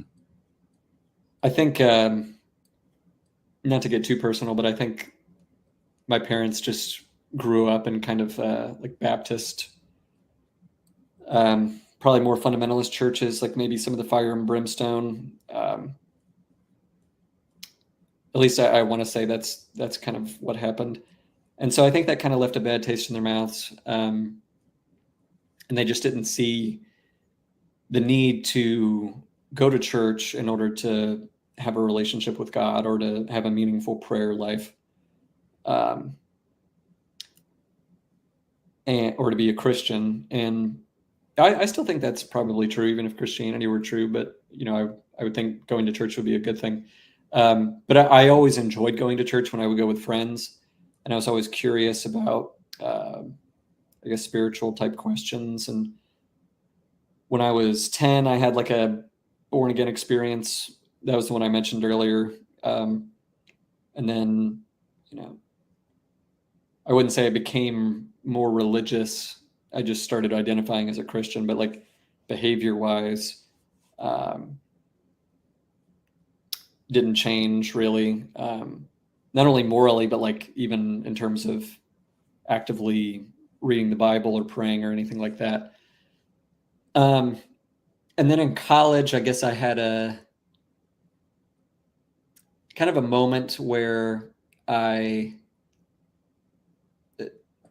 call it an existential crisis or whatever you want to call it. But I was like 18 and I was like, I feel like if I achieve everything I want in life, like, I get a hot wife and I get the good job and I get the house and the car and all that stuff, I still don't feel like that's going to be enough. And I was hearing from people that had achieved all those things, not like that I knew personally, but like there's a famous video now of Tom Brady who, it was like when he said, he was asked the question, you've kind of got everything, like, don't you feel like you've kind of made it, or something like that. I butchered that, but he was like, I think a lot of other people in my shoes would probably say, yeah, I've made it, but I think like there's got to be more to it than this. And many years later, now it was almost 10 years ago, I hear that and I think, okay, well, it could just be the case that God doesn't exist and it sucks, and people want something that material possessions and status and romantic relationships can't offer, and that would suck. But at that time, that led me to wanting God to exist. And so I kind of dove into the apologetics thing. I watched a lot of debates with William Lane Craig. I still think William Lane Craig is a fantastic debater and brilliant, and a prolific writer and speaker. But I think initially my reasons for going back into religion were a little more stemmed a little more from like a desire for there to be something more than just the material, I guess, like to have a true objective purpose and meaning in life. And so that's not necessarily reason to think Christianity isn't true, just because it wouldn't provide those things if it were the case. But I think you have to be very mindful going into an investigation of a religious claim. Like, why do I want to know this is true, or if this is true to begin with? And does my desire for it to be true, is that going to cloud my judgment?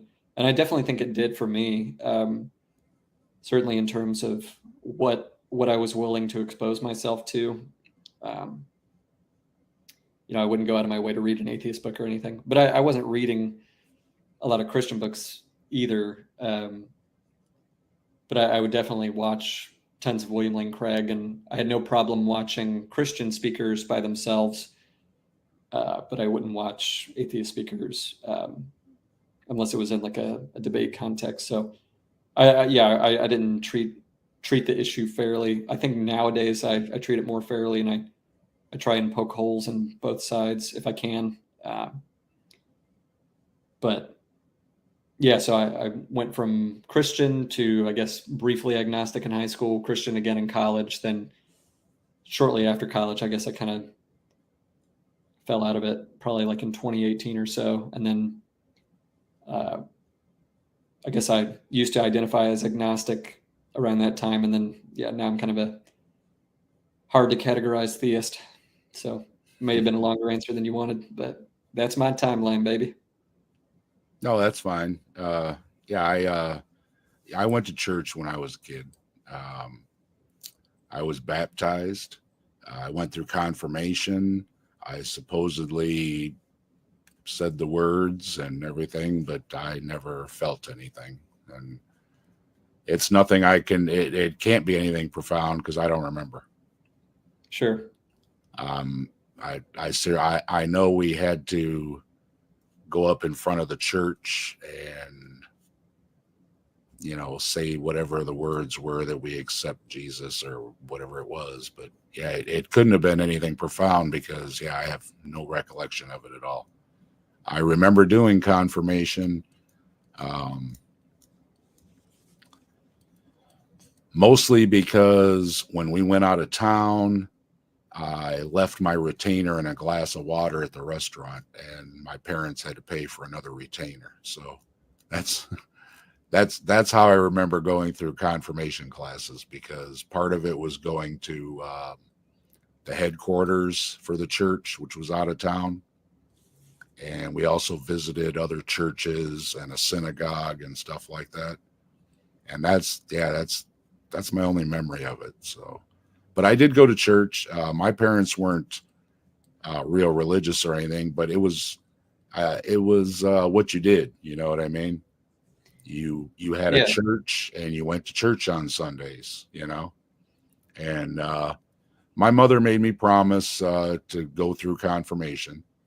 And to her credit, I became a member of the church. And when I got married to my wife, we got married there, and it's a beautiful church and everything. So it worked out. I had a church to get married in. So, but no, I never had any experiences.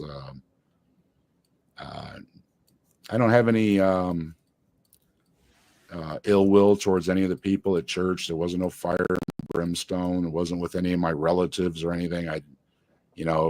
My grandmother used to say, "Don't cuss or you'll get hit by a lightning bolt," stuff like that. Mm-hmm. But I never had anything like that. But I just went along, and maybe it's just because, you know, I didn't have those experiences that other people claim they had. And I just moved on, I guess. Then as I got a little older, I got a lot more interest in reading more about other religions and getting more of the perspective that, yeah, people believe in a lot of religions and I don't see any difference between them and no reason to join one over another. Mm-hmm. But I'm not going to say that it's not understandable why people want to go to church or belong to a religion or want to believe. There's a lot of reasons outside of just the religion. You've got the social interaction and, you know, the peer groups and support groups and all that. And it's all good. I just never saw the reason to have to go to church for it all when you can do it in other places. But as far as the argument with the atheists or the, you know, the YouTube videos and everything, you know, I came to this realization. Confirmation was in 8th grade, so by high school there was just no religion anymore, and I just never went back other than to learn more about it. Right. So, but and I think Matt Dillahunty famously says that if God wants me to know that he exists, then he would know the way to tell me. And, you know, I don't see it. And I guess, you know, there was a point where I wanted to maybe discover something spiritual, you know. Sure. Reading about like a lot of the things you named, NDEs, OBEs, different religions, meditations, and you know, I studied a lot, read a lot, and everything on it. But again, it just seems that they're just all reaching the same conclusions. Is that I told Rebecca the one day that prayer is, you know, prayer is good, meditation's good.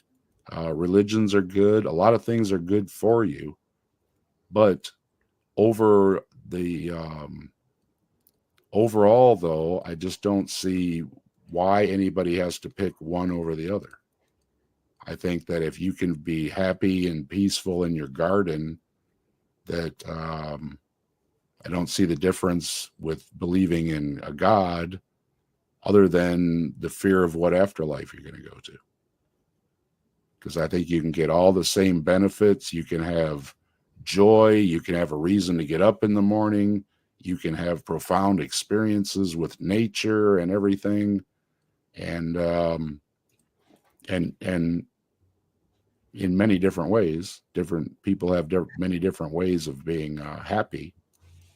And if religion is one of them, that's fine. But I'm trying to figure out, well, why does it have to be a divine thing? Why does it have to be divine rules? Why do miracles have to be divine? Why does everything have to be divine? And I just don't, you know, I'm more leaning towards the, well, if there is a God, I don't see it doing anything. I don't see it has done anything. And it's nothing more than an observer. And that miracles do happen, but they're not divine. It's just the luck of the dice. And I see it kind of an insult, really, that, you know, one little child gets saved and another one doesn't. I would say, you know, when I asked you earlier how you would feel, I would feel insulted. You know what I mean? I would generally feel insulted. And I don't think if I was a believer, I could square that. I could square it with, you know, why me? You know what I mean? It's just, it doesn't seem to be anything for a greater good. It doesn't seem to be anything to bring everybody into Christianity. It doesn't seem to be a sign. It just seems to be what a believer wants to believe, and that's all fine and well. But I don't really see miracles as being anything in a divine nature, even if we can't explain it. Because to me, like you were saying, I can't see God, if it exists, it being anything more than an observer. Because as soon as you try to explain why God did these things, I think you just open up such a can of worms that it for me, it's always going to be a problem, because as soon as you say that God had to do it or it was divine, that it just raises more questions, it raises more skepticism. And if there, again, the reasons to bring in believers, I don't think it's doing that. I think it's doing the opposite. So I think it's kind of inescapable to it's kind of inescapable to have your views on God's psychology, or the mind of God, or the mind of God if he existed, influence how you view the world. Because from your view, it's like, if God existed, I can't understand why he would allow some children to suffer, but then save others. That seems arbitrary, and that seems like a slap in the face to the. Well, not just not a God. We're talking about gods that are already described as being loving. Yeah. So now I could agree that a God could exist but not have the absolute attribute of right. being loving. You know what I mean? Yeah. So maybe the pantheon of gods where, some of them have an attitude, you know what I mean?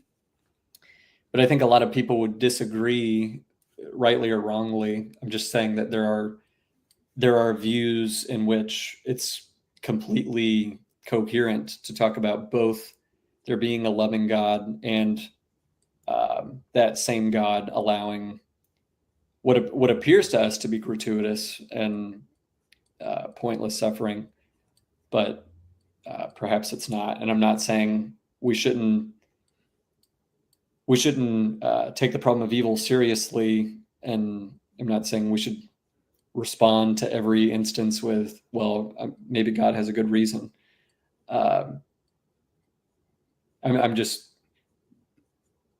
pointing out that one, that people have different views on what constitutes a loving God, and also that I think it's impossible for us to evaluate the evidence for or against theism without making some kind of assumptions about what we would think God would or wouldn't do, based on him being all loving or all knowing or what have you. So I guess I bring that up just to say everyone's doing it. It's not just theists that are saying if God existed, he would create the world or anything like that. I think everyone's kind of doing that. I think that's part of the problem, like you hit on earlier, but then the theists can't all agree. So then you're confused.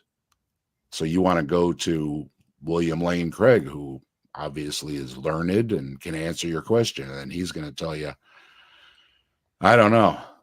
That's one of those things that God works in mysterious ways, type things, and he just doesn't have an answer for it. And I'm like, well, gee whiz, if you don't have an answer for it, then I'm stumped, Yeah, I mean, on that point, I think there's you would think there would be better answers. You know what I mean? Well, there are. I mean, you might not think they're better, but there are answers other than. Right. Yeah, I don't think there's good answers, right? Yeah. But to go back to the Bible point, about there being different views on it. I don't know. I think it is important when reading any text to ask, how was this intended to be read by the author, or how did the author intend the reader to read this? Who was this being prepared for? And so, when people talk about how should we interpret Genesis, I don't think that's a meaningless question just because people interpret it differently. That being said, it does seem obvious that Christians can get caught in the weeds pretty often about the differences in their denominations and their interpretations of the Bible. Well, And so, the Bible doesn't help either, because if you go to the Bible, why do bad things happen?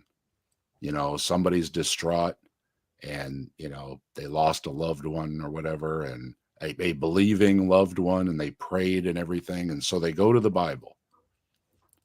What does the Bible say? Why do these bad things happen? Well, it depends where you read the Bible. You're going to read in the Bible that, well, things just happen because they do. You're going to read in the Bible that things happen because people are being punished for them. You're going to read in the Bible that people are being punished because somebody else did something, so you're being punished for it. mm-hmm. And you've got all these different explanations coming from different directions that are basically 180 degrees. So you got, again, a problem with the Bible, that why do bad things happen? Depends where you read in the Bible as to why bad things happen. It can be God's wrath, or it can be not God's wrath. So I think you're left with questions of why did these bad things happen when you go to read the Bible, because I don't think it's clear as to why bad things happen. Yeah, that's fair. It gives you different answers. Mm-hmm. Instead of I would expect it to give a consistent answer. You know what I mean? Yeah, on such a big question like that, I agree. I think the Bible's too long and left out too many things. You know what I mean? You have to read this really long book only to not get, the answers you were looking for. You know what I'm saying? Yeah, I mean, I take issue, like I said, with a lot of parts of the Bible. So I still think it's worth looking into. And I at least want to study the resurrection more, just to be equipped to, I mean, even if it's only to respond to it as a non-believer. But certainly, if it did happen, I would like to believe that. But yeah, I mean, I think it goes beyond just there not being a clear answer to why bad things happen to good people. There's not a lot of clear answers on a lot of stuff.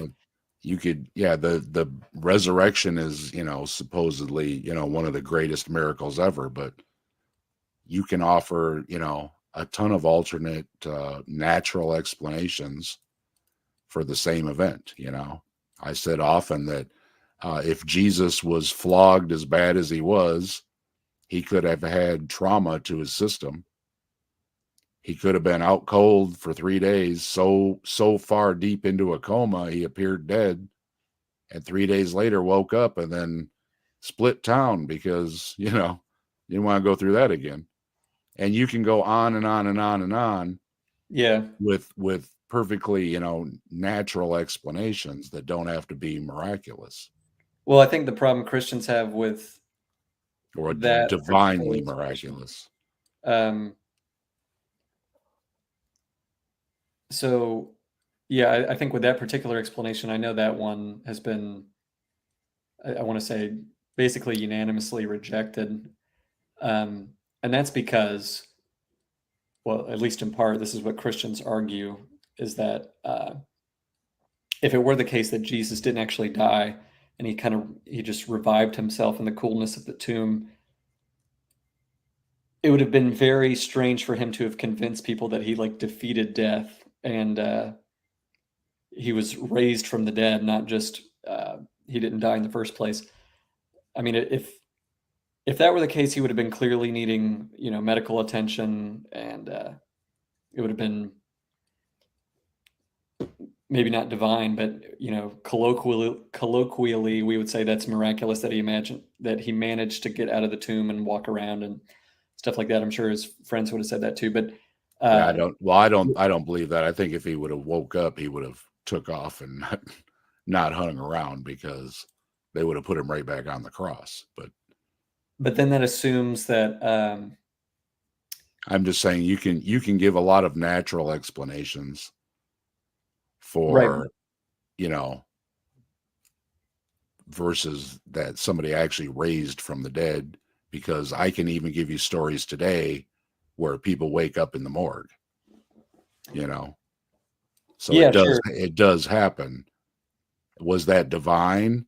Well, usually they explain, well, no, they were just so deep, you know, their respiration was so slow or whatever that it didn't get picked up and they were declared dead.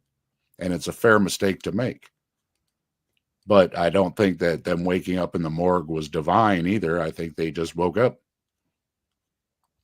Yeah, I think Christians are what they're getting at is that like they're not saying you can't put forward natural alternatives. They're saying that none of them have the same explanatory power that the resurrection does, because you know. Because it has to be divine.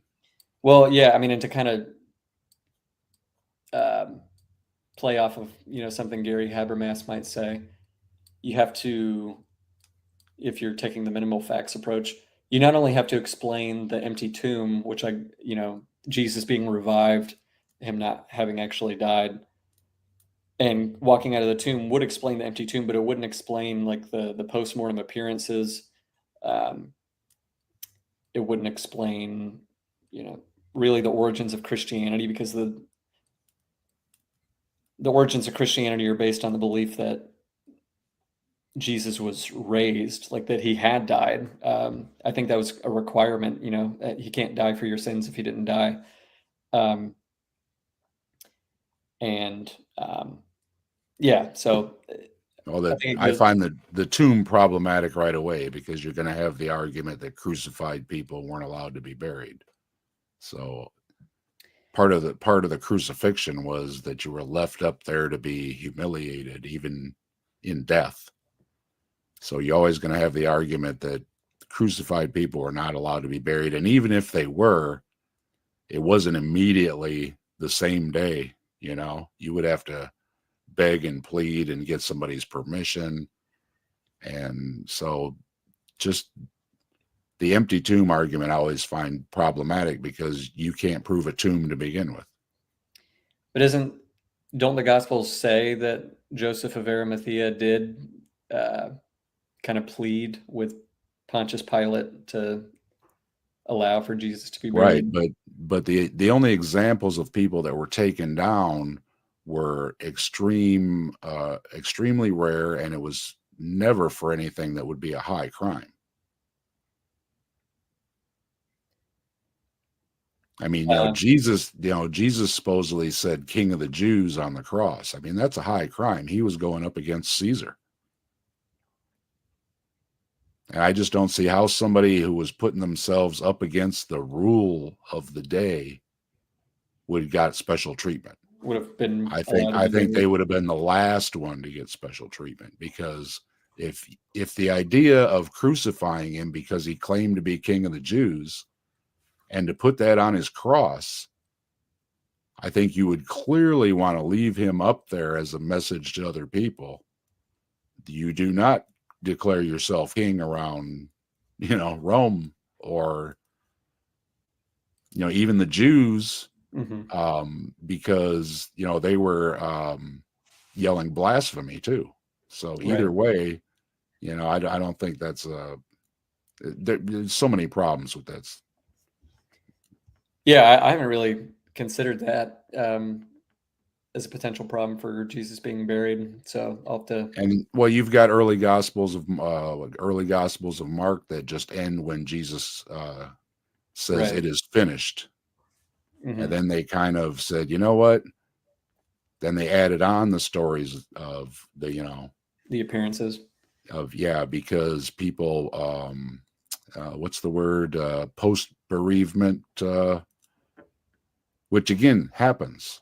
People see dead people. Even today, there's a certain amount, I forget what the number is, but there's a certain amount of the population that sees grandma in her But rocking chair. is it grief-induced hallucination? Is that what you're? Yeah, whatever the proper term is. Yeah. But people, yeah, they come home and they see grandma in the rocking chair. You know what I mean? Did grandma Mhm. actually leave her grave? No. Do they Yeah. actually see grandma in the rocking chair? Yes. as real as their brain can make it, they see grandma in the rocking chair. And again, I wouldn't deny they didn't see grandma in the rocking chair, but at the same time, I would say, as a skeptic, at the same time we see grandma in the rocking chair, I can check grandma's grave and she's still in it. Sure. And if I were defending the resurrection, I guess I would say um, the nature of the appearances must have been such that it not only convinced them that Jesus appeared to them as a ghost or something like that, but that he had actually been raised from the dead. I think when people see their grandma after um, they've passed, that they never reach the conclusion that grandma's actually been raised from the dead. She's not dead. She's alive with us. Um, Another point with that is it's to talk about like the criteria for miracle claims. Christians, I guess, would argue that the claim of the resurrection should have been very easily refuted because it was made early enough and in such close proximity to where Jesus had been crucified and buried, assuming he was buried. A common argument is that they could have just paraded Jesus' dead body out in the streets, and that would have ended it immediately. Make of that what you will. I'm just throwing that out there. Well, not necessarily, because there are other stories of people that were raised from the dead. So yeah, but and that's another thing, that Jesus being raised from the dead is not unique, because even in the Bible, other people were raised from the dead. So, the idea, right. It's like it was a special event. It seemed to be like it happened a lot back in the day. You know what I mean? People were being raised from the dead a lot. It wasn't like they seem to make it like today, if somebody was raised from the dead, you would go, wow, right? But in the times, there were stories of people being raised from the dead all over the place. So it wasn't quite the unique one-off experience that they make it out to be. Yeah, I know there were other resurrections reported in the Bible. I don't think it was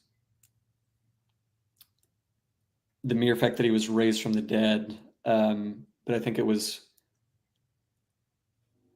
in the broader context of like the Messiah, like the purported Messiah. I've used that word a lot tonight, purported. But yeah, the purported Messiah being raised from the dead, and second temple Jews having no expectation of that.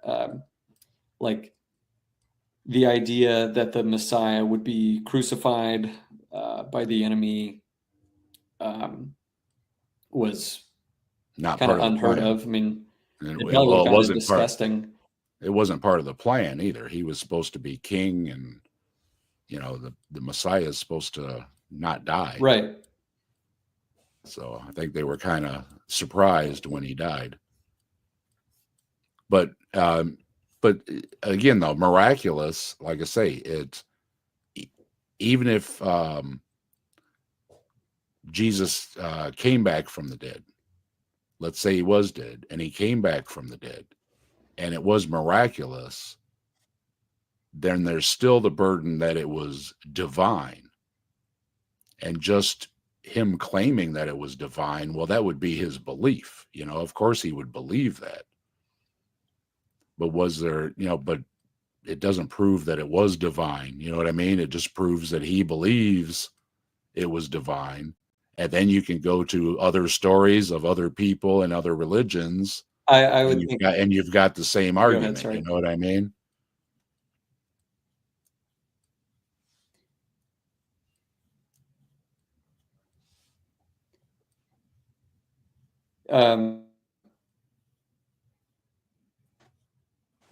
You kind of seem to be freezing and going in and out. I do have to get off here in a second, but we got a glitch. I would. It must be a sign. It's divine. It's a divine sign. Must be a sign. I would say that,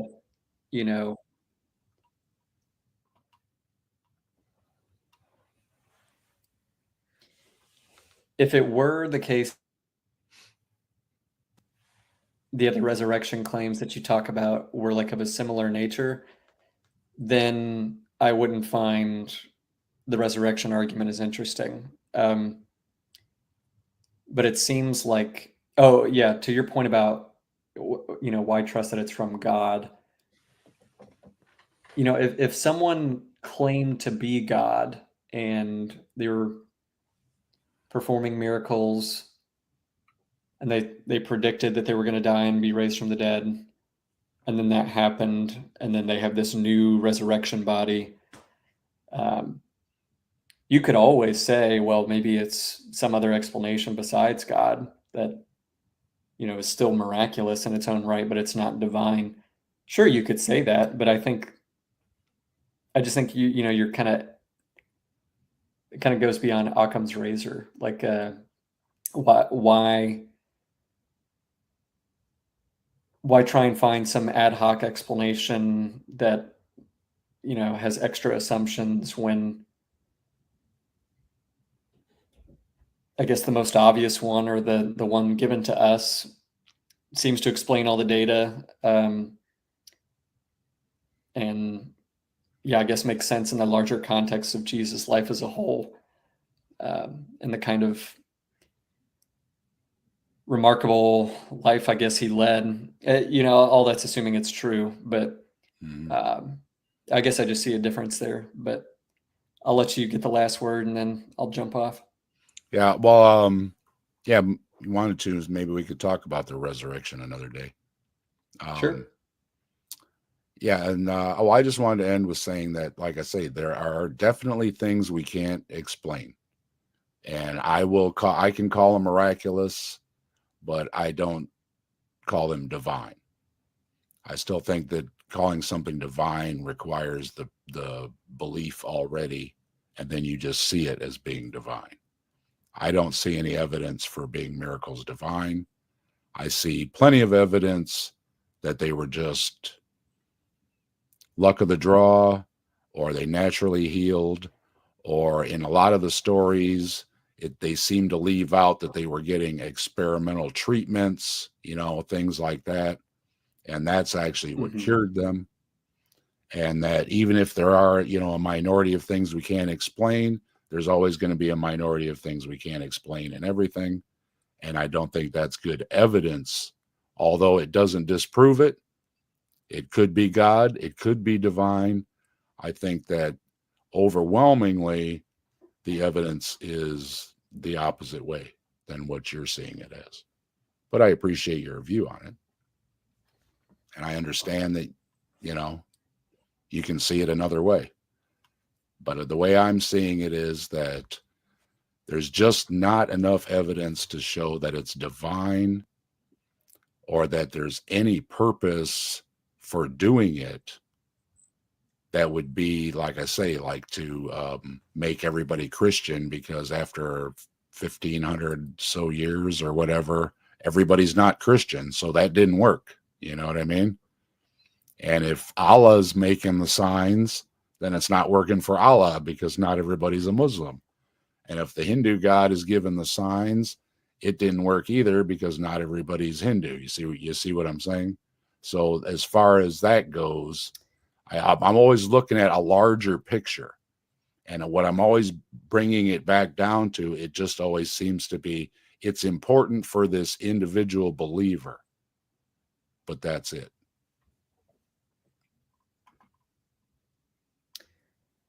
Yeah, we'll have to leave it there. But yeah, next time I'd love to talk about the resurrection specifically, and also talk about the frequency of miracles a little bit more, because I mentioned that there's a few that really stand out to me, but I know Craig Keener is. Well, you want to talk about it? Yeah, why I'll tell you what, we can talk about it again. Why don't you look up, like you say, you want to get some specifics, and Sure. then send them to me beforehand, and so we can each look them over a little bit, and then we can kind of pick apart some specific claims. Hash it out. Yeah, instead, we'll attack a couple of them, hash them out. Sounds great. And it's always nice to talk to you. Nice conversation. I like having a conversation where we can have a nice conversation, and it seemed to have been a nice conversation. So I appreciate it.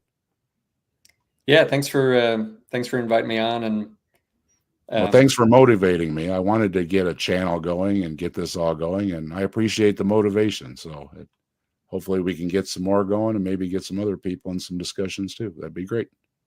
Yeah, love it. Okay. All right. I'll catch Have a good night, soon. Brian. Okay. You too, Bye-bye. Dave. Thanks. See ya.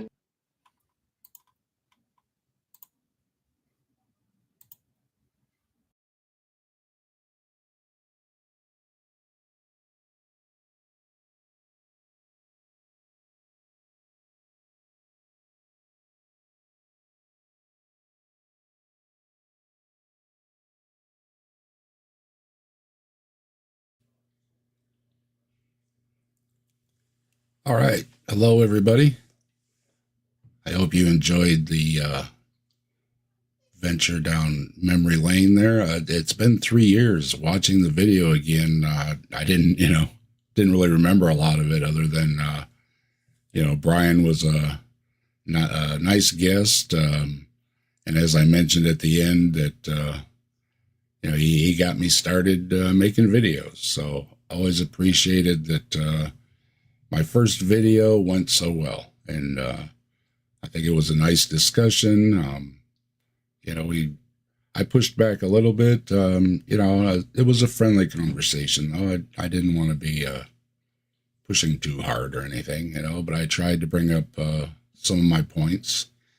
And, he agreed that, I had some valid points and all that. And so I think it turned out pretty good. I was a little stiff, a little nervous, I guess, but and I noticed that near the end, I asked him about his history and stuff, and I made a mental note to kind of ask folks at the beginning of the video, so I tried to make an adjustment there. So hopefully that was a valuable learning lesson. But yeah, it was a little glitch at the beginning. It was my first video. We were trying to get the link thing figured out or something. But we got it going, so everything was all good. But overall, I think it went pretty well for like my first video. So, got any comments or critiques? I pinned the link up there. You can hop on. Let me have it. Have I gotten better doing my discussions? I know I'm a lot more relaxed. The first couple of videos, really, for a little while there, you're so worried about doing so many things. You know what I mean? And still trying to know what buttons to push and everything. And then, remembering you're on camera and all that kind of stuff. It's a lot to take on in your first videos. Hey, Rex, how you doing? Oh, hey, hello there. I'm sorry I dropped off the other day. They're working on my internet lines, and yeah, sometimes it just happens that way. But yeah, I had an enjoyable time talking with you. Yeah, we like to have a good time on Saturdays. Different people stop by. It's fun. Get a bunch of different viewpoints, and we get people on from overseas and everything, so it helps get a little diversity of viewpoints, and everybody's backgrounds and everything are a little different parts of the country, different ages, different generations, right? And so we try to have a good conversation on Saturdays. Yeah, and congratulations on your 3 years. Thank you. I applaud you, sir. I applaud you to tolerate it this long. Yeah. I knew it was around this time of year. I think it was technically a week ago or so. I actually started the channel, but somebody was asking earlier why it wasn't a Bigfoot video. And, I was just starting the channel and thinking about things, Well, hey, And that's fair enough. I happened to be in this group chat, and Brian, offered to come on and have a conversation, and I had been talking with him, and he seemed nice and civil and everything, and yeah, we had he didn't take offense when I pushed back on things or anything, you know what I mean? So yeah, it was a good conversation. It was I couldn't have asked for a better guest for my first time out, right? Sounds good. But yeah, I enjoyed the fact that we could actually talk about both Star Trek and Star Wars and not have a damn fight about That's right. I was prepared for that because I it. like them both. So you got Yeah, I like them both. Yeah. We're We old school nerds. Yeah, we're old we gotta school. settle that war right off. Everybody happy, huh? We put this one on this screen and this one on this screen. Everybody's happy. Well, I was watching something on YouTube, and then I clicked like just general videos, and a video popped up that said, "What if the Borg attacked the Death Star?" I was like, "Huh, that's a good question. That's a really good It's- question." It's fun talking sci-fi. For what it is, it's a lot. Now I'm not deep into it or anything, but I know a lot of other folks are throwing their you know a bunch of stuff, and Oh yeah, both the Chris's were into stuff, and so yeah, I appreciate like I said, my thing is still watching Star Trek on a black and white TV, so oh yeah, way back when. it's a whole other world today, But I try to keep up, especially with the Star Trek movies, and the series and stuff, for what they are. But it always goes back to the original for me. And like I was talking to Chris about when the movie came out with, bringing all the original crew back, all the actors and everybody, and it just so. In continuance, you know what I mean, from the TV show, and for everybody that wanted another show, and there it was. So, the first Star Trek movie was always special for me. Well, and my favorite Next Generation episode is the very first one where Data is walking Bones to the shuttle bay, and yeah, he's like, "I don't trust transporters." I was like, "Yeah, that's fun." And then he was talking to Data, and was like, "Hey man, I don't see no pointy ears on you. Are you sure you're not a Vulcan?" He said, "No, I'm an android."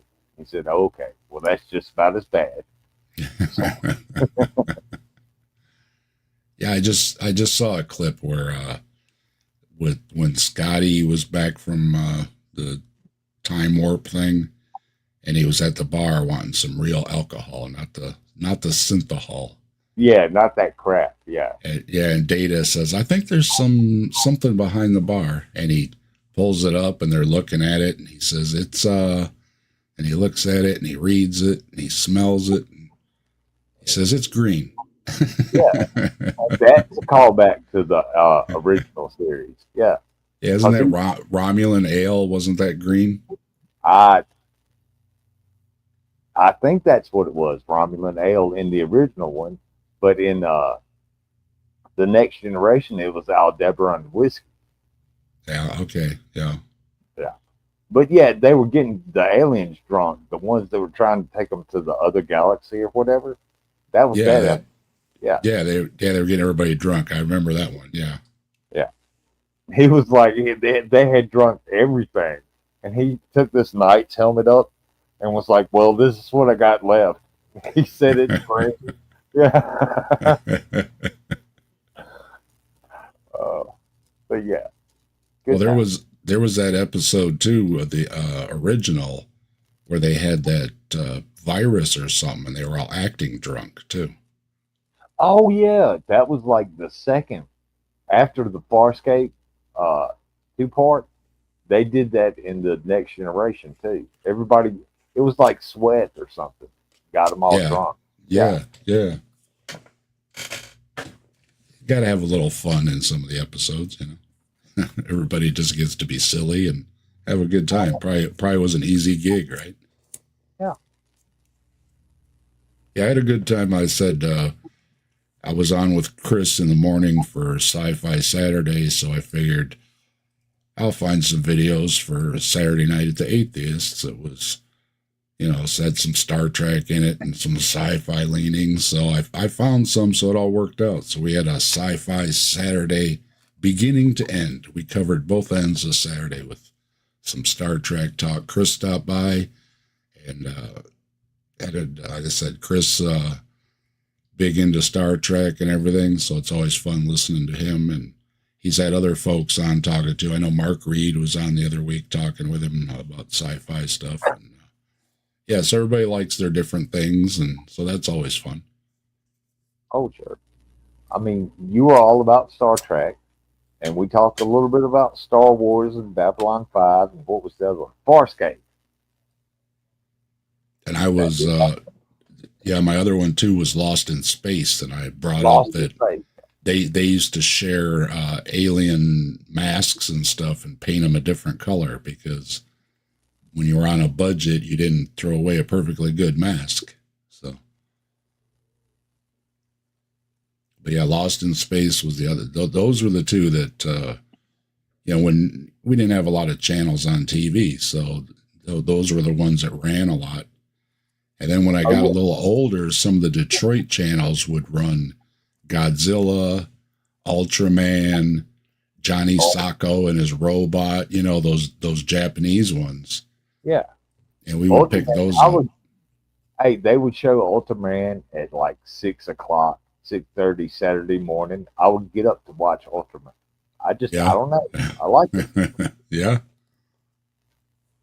So that was what we got, you know, we were lucky, or so to speak, whatever. My dad could afford a tower antenna, you know, back in the day. So we were able to pick up channels out of Detroit and stuff. So we had a few more channels to watch, and they seem to run more stuff, like you said, on Saturdays or whatever. And yeah, you could pick up those. There was a Channel 2 or a Channel 4, something like that, out of Detroit. We used to watch Godzilla movie, or Creature from the Black Lagoon at my grandmother's house, because she had an antenna too. Do you remember the old Japanese anime called Star Blazers? That's not familiar. Hello, how you doing, Commander? Oh, how you doing, Hello, Jester. How you doing? Yeah, I exist. I'm able to do things again. Awesome. we are able You to timed nerd. it perfectly. We just got past peak hours. Are you Small hours. Okay. are you Star Trek or Star Wars fans? You like science fiction? I love science fiction. My favorite is Stargate. Okay. We talked about Stargate. Yeah. You did, yes. You have no clue how 1990. frustrated I was to be stuck in the audience. Commander, I lost my TARDIS key. Okay, I gotta find it. I'll be back in a minute. Okay. What's yours, Commander? Say again? What? What kind of sci-fi do you like? Well, almost any, as long as it's not those really shitty sci-fi, their channel things that were almost terrible enough to be funny. I was kind of expecting to hear Star Fox because of your avatar. No, that was actually a cool video game. And it's sci-fi. Here we go. I know. The planet Lilac, where basically hamsters, falcons, bunnies, foxes, and all the critters like monkeys with robots. Yep. It's sci-fi for furries. Sounds like it. Yes. Yeah. Yeah, so sci-fi is all good. Some of the videos we're reviewing, the Christians seem to think that you're having too good a time watching sci-fi and you should pay more attention to the Bible. But I pointed out, even believers like to watch something else. How many times can you watch a movie about Noah's Ark, right? Hey, Well, yeah. I got a sci-fi for you. You Okay. get fundamentalist believers, which make our lives a living hell, and they wind up getting tricked into fulfilling their own prophecies in a really horrible and disgusting way. I mean, only people who can tell that they're full of shit are the atheists or marginal theists who don't take it too seriously. And we get to go to heaven, and the fundamentalists go to the burning place. My was it your pretty face is going to hell, I think is the name of that Adult Swim's series. And Yeah. that kind of takes on some of the hypocrisy aspect, yeah. Do you be careful what you wish for? And what was it, a baseball player had made the deal, to be a great baseball player, and what happens? And yeah, and it's semi-amusing show. And then of course the hell scenes are always hilarious too. Robot Chicken with Star Wars. Those were some of the best. Blue Harvest? Yeah. I like the Blue Robot Harvest. Chicken. Yeah. Yep. I like the subtle jabs on Family Guy when he'll say something about, I don't think anybody really watches that. Has anybody seen a show called Legend? It was a sci-fi show. Sounds familiar. I think somebody was talking about it, but I Was haven't seen it. that had Tom Hardy in it, but was it on FX? I don't recall Tom Hardy. It now you can actually find it on YouTube. Oh, I might But be thinking about another show. it stars it's a Western sci-fi, and it stars our beloved MacGyver with a scientist backing him, played by John Delancey. So Oh, Q. yeah, Oh, Oh, okay.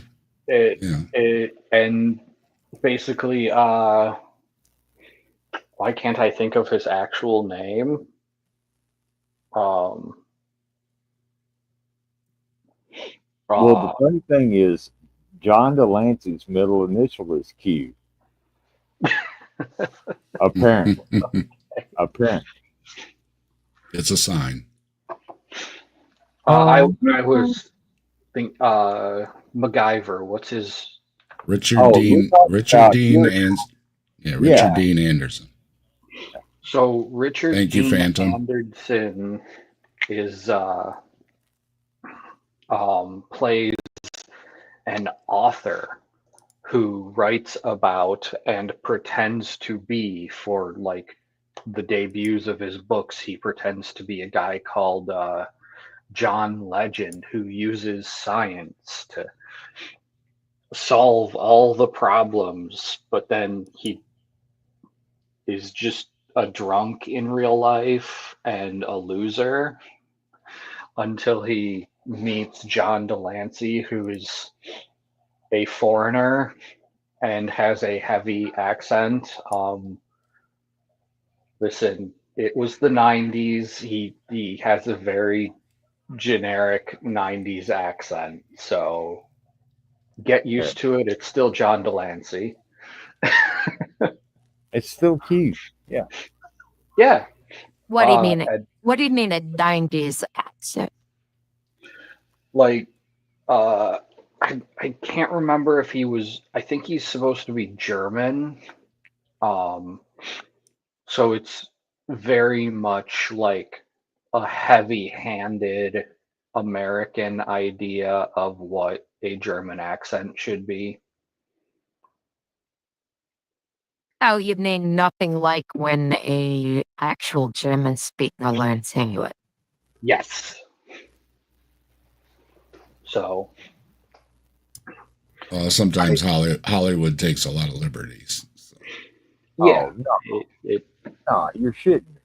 John Wayne playing Genghis Khan. They just gave him a mustache and he was good to go, right? totally, absolutely. And a weird looking hat. Don't forget the hat. And a hat. Yeah. That's why atheists are never taken seriously. We don't have cool hats. Exactly. We need a fez. We need a fez like the dude from Doctor Who. Who was it? Matt. He wore a fez all the time. He was the one after. You know, my grandfather had a truly awesome fedora, and so did Indiana Jones. Indiana Jones punched Nazis. Okay, fair enough. My grandfather always had a cool hat on. Didn't he punch a Nazi through his hat one time? He did, yes. Yes. Yeah. And it was specifically because his fedora had been flattened. So he wanted to puff it out, and the Nazi showed up right at the right time. So he looks at it and goes, I do hope. And he ran into They the do little have man the- himself too, and in the crowd, and he grabs the book out of his hand and he looks at it and he autographs it and he gives it back to him. That was an amusing scene out of a horrible person. Yeah, that was Raiders of the Yeah. Lost Ark. No, Yeah. wait. Yeah, That it was was the Raiders. last It was Crusade. Raiders. It was What? Raiders. Are you sure? No, it's No, they had to go and it's get the one the with book. Sean Connery. It's the one with Sean Connery. Yeah, okay. So that's Yeah, that is number the last 3, I think. Yeah. Last Crusade. I hate to say it, but that And one is my Nazis favorite. do have very punchable faces. They Yeah. do. He decked quite a few of them. I thought that Sean Connery brought a lot to the series, and Oh yeah, as his dad.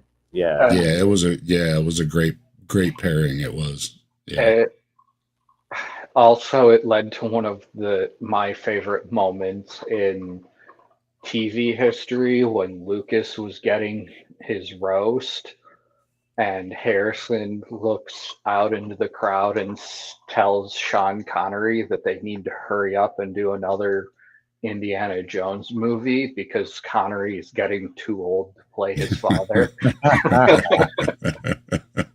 enough. Now, I do have a question. How come Indy's got like a generic American accent, something that you would find like, I wouldn't say Midwest, I'd say like Maryland or just like generic. And Sean Connery's like, I'm from Scotland. I mean, Well, I pick up little things from tons of people with different accents. It affected the way I talked. well, if you ever watch The Hunt for Red October, he's supposed to be a Russian submarine pilot but he talks within a Scottish accent because he can't do accents.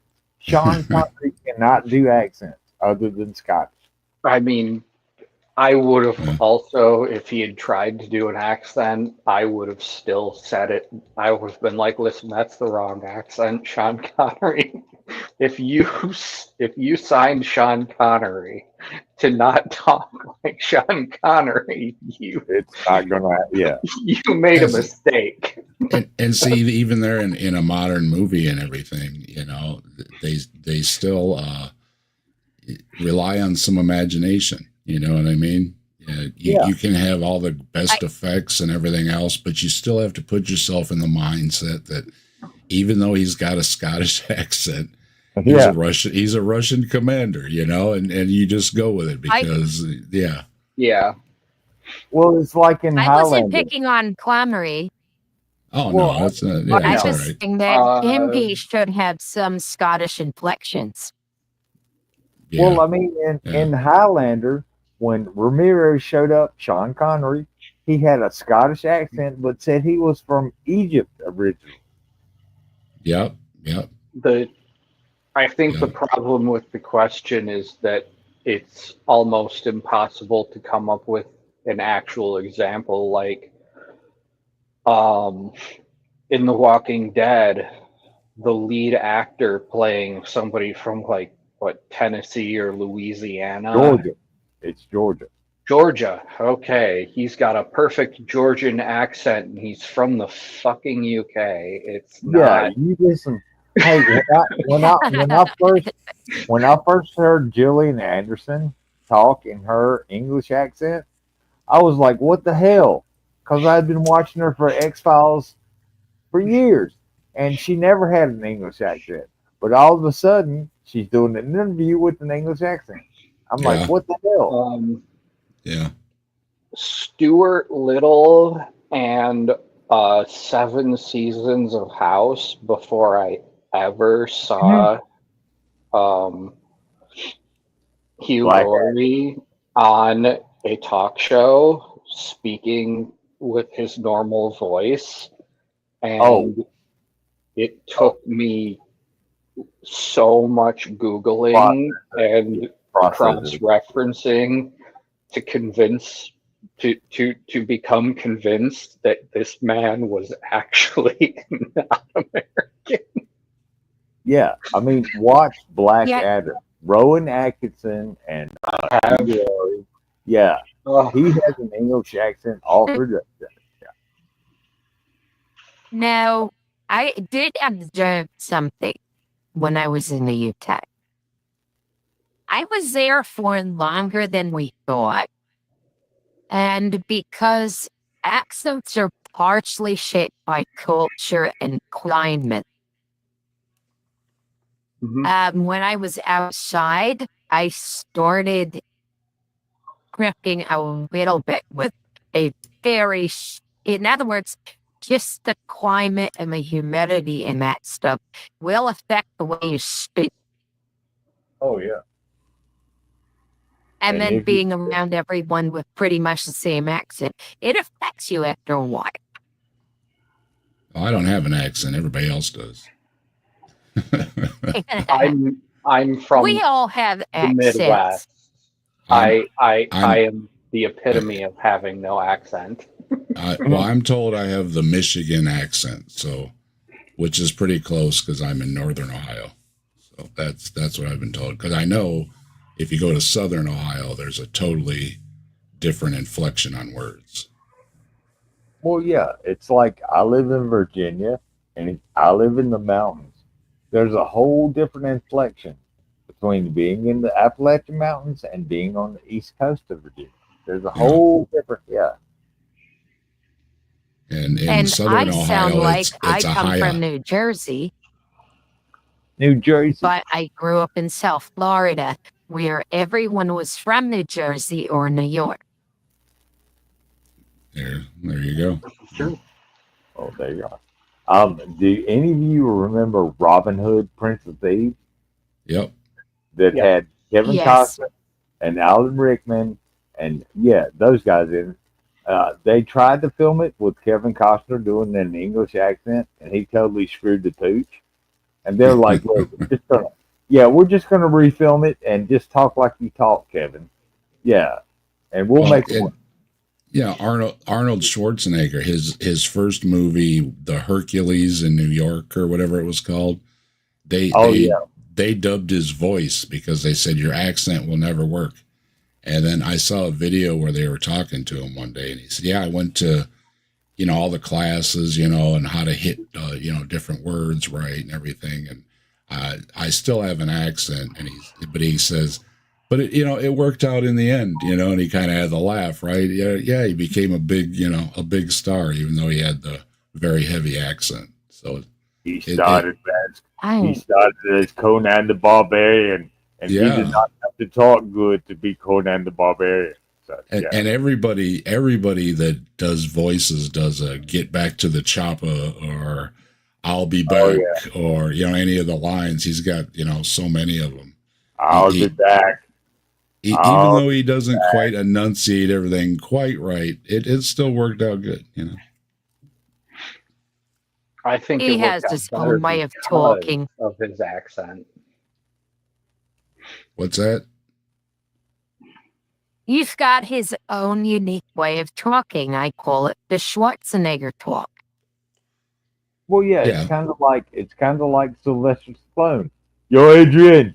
Yo, yo. Nobody really talks like him.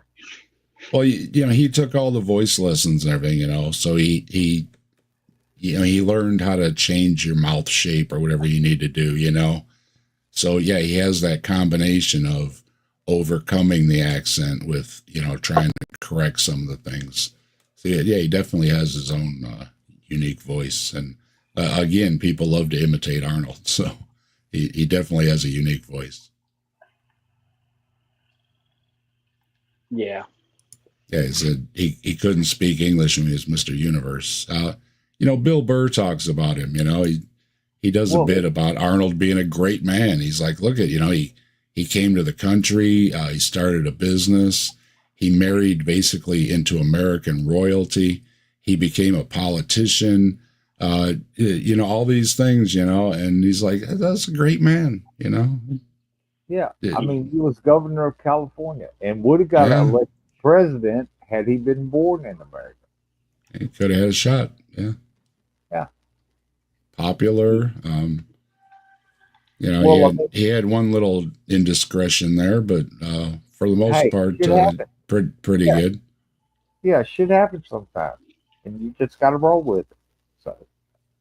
Yeah, I was a Ferrigno fan back in the day, so it was really hard when Arnold won Mr. Universe, but I learned to like Arnold. So. Well, they made Conan the Barbarian, and they screwed up Conan the Destroyer. I mean, it was okay for what it was, but they never made Conan the King. I know. That's what I was waiting on. And he's perfect right now. He's got the beard and everything. He's got the lines around his eyes. You know what I mean? He's perfect for it right now. He's got the perfect look to do King Conan, and I totally hope that they manage to do it. I really do. I do like those speeches that he's doing, ripping apart Trump and the people with very punchable faces. Yeah. He releases them now and then. Yeah. I very much loved him giving a college speech and telling people that a self-made man is a myth, and talking about naming multiple people who helped him and exactly what they did. Yeah. He's like, I am very grateful to them to this day, and without them, I would have been nothing. Yeah, you hear those feel good stories.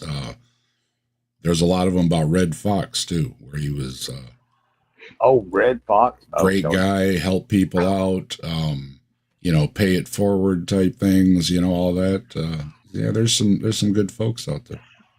Hey, Sanford and Son was one of my favorite shows growing up as a kid, and then I started watching him as an adult. His comedy stuff that he did. Oh man, you think Richard Pryor is dirty?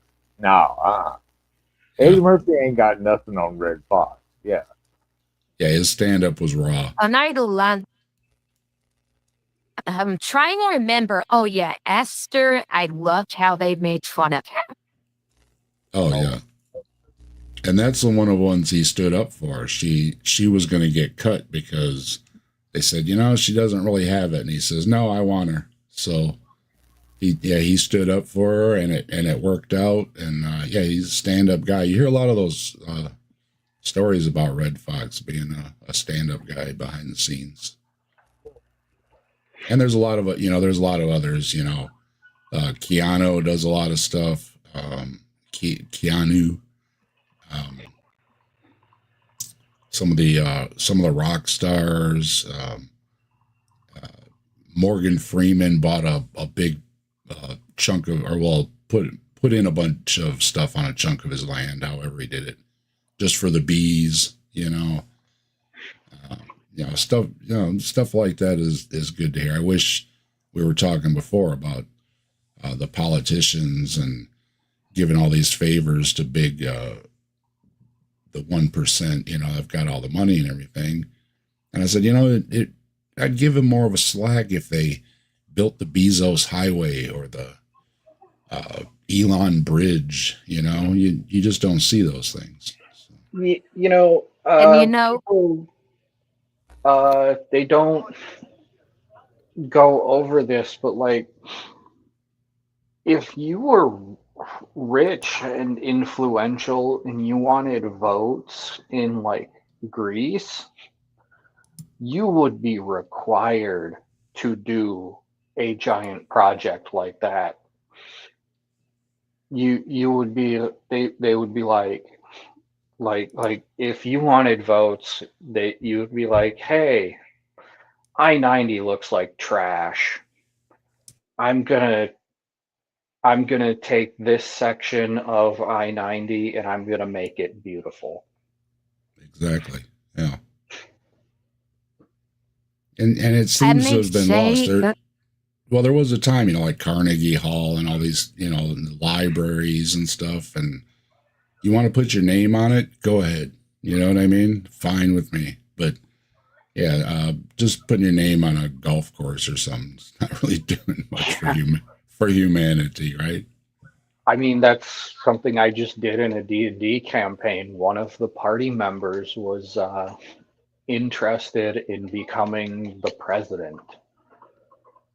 And so my character was a spy master, and he was trying to expand and kind of rebuild the spy ring, but he also wanted to do good works.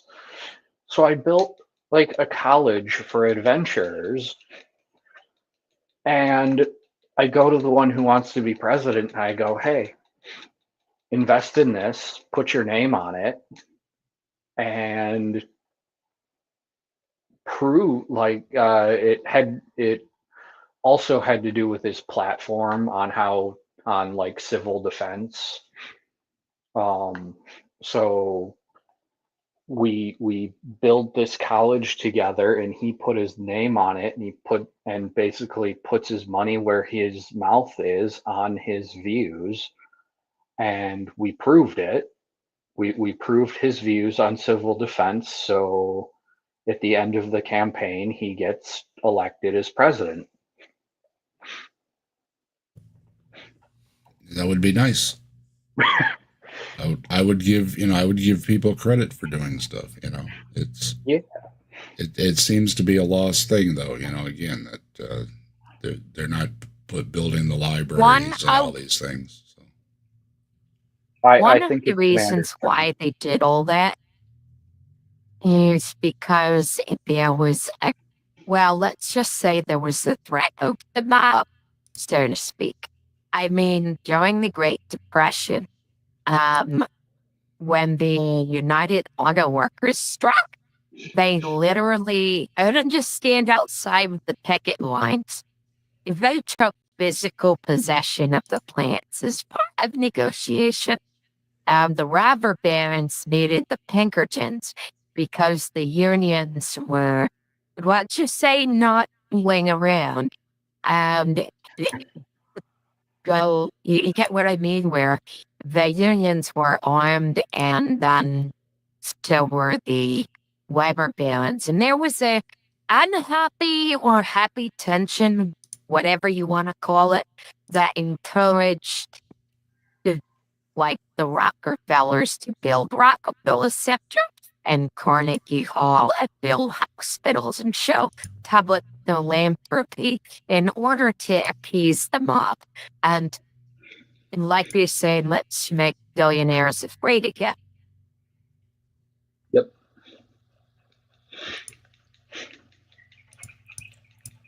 I got a present from Jess. Let's see if I can share it here.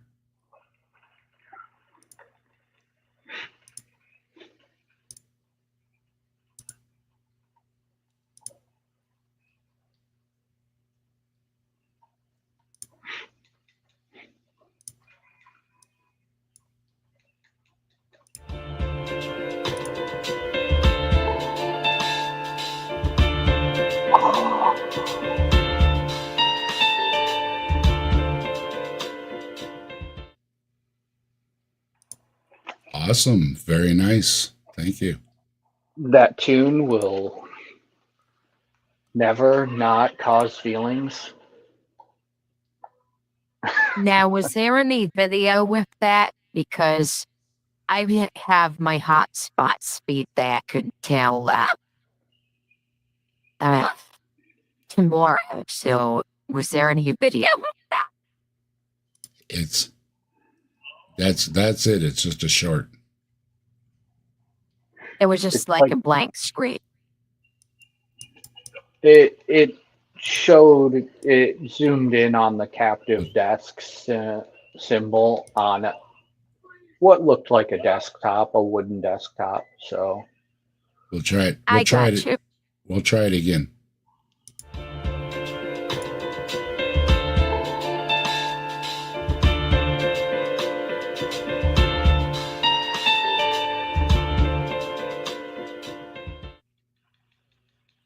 And if you didn't see it,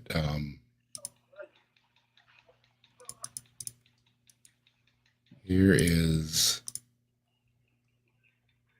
I already see it. Present for Dave, and then how You to see it? roll an Yeah, asteroid. And I will find it. Yeah, there's a link in the chat. You can look at it on your own browser if you want to take a peek at it. Thanks, Jess. I appreciate it. I'll use that for an opening.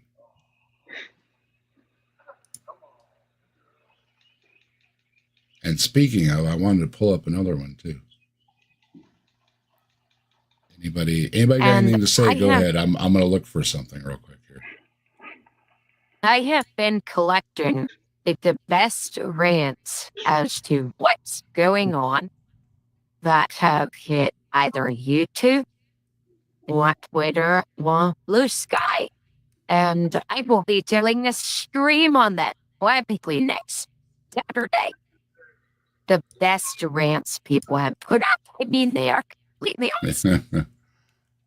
It's like Richard Dawkins reading his hate mail. You'll have to read this. The thumbnail is up. It says, but I need to move the stream. It's the stream that says what to do when you're angry, and it has a soldier flipping the bird at the Russian warship. As that was like everyone will just see the bird, and you can't really see the warship. They'll see a soldier flipping the bird.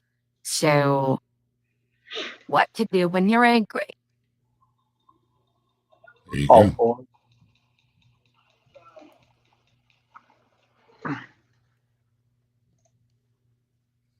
I have a question for Commander. Do you have the hiccups?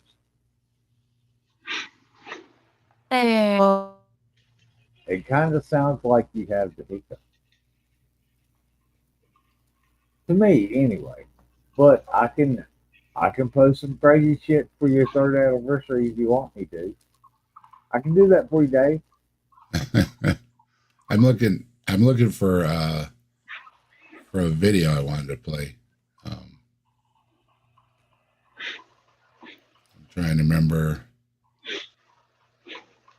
what it's called because it's was a clip out of. Oh, dang it. I'll find it. But anyway, so my talk about miracles, any comments, any critiques on the conversation with Brian? I thought it went pretty well. Brian, I say Brian was nice to talk to. He's kind of convinced that there's divine miracles happening. Anybody got any comments about that? I think I and covered that- my shit posting. Prove it. You can prove it. Prove it.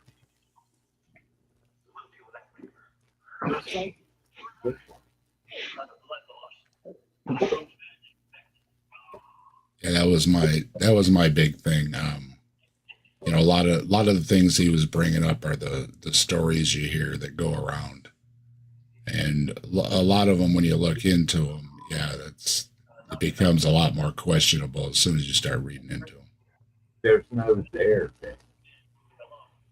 Yeah, I just heard a repeat of one of the near-death myths about somebody seeing tennis shoes on the roof, and as the story came out, there was tennis shoes on a windowsill across from the hospital room. So the story changes to get the tennis shoes on the roof to make the story a little better, you know? The rest of them, it's similar, or they somebody posted in the chat earlier, like showing medical records, and there always seems to be a lack of any medical records or anything, and supposedly something healed or they were cured of.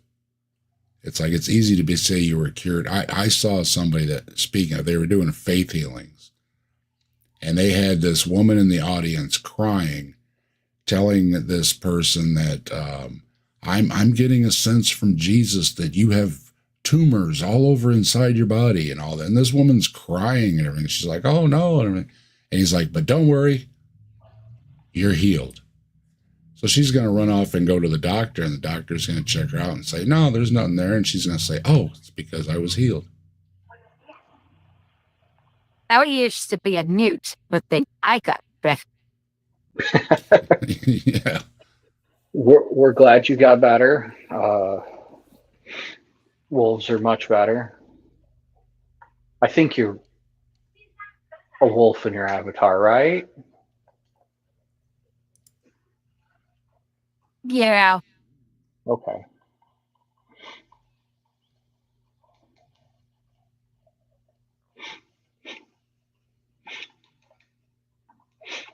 So yes, very, very glad that you went back to your true form.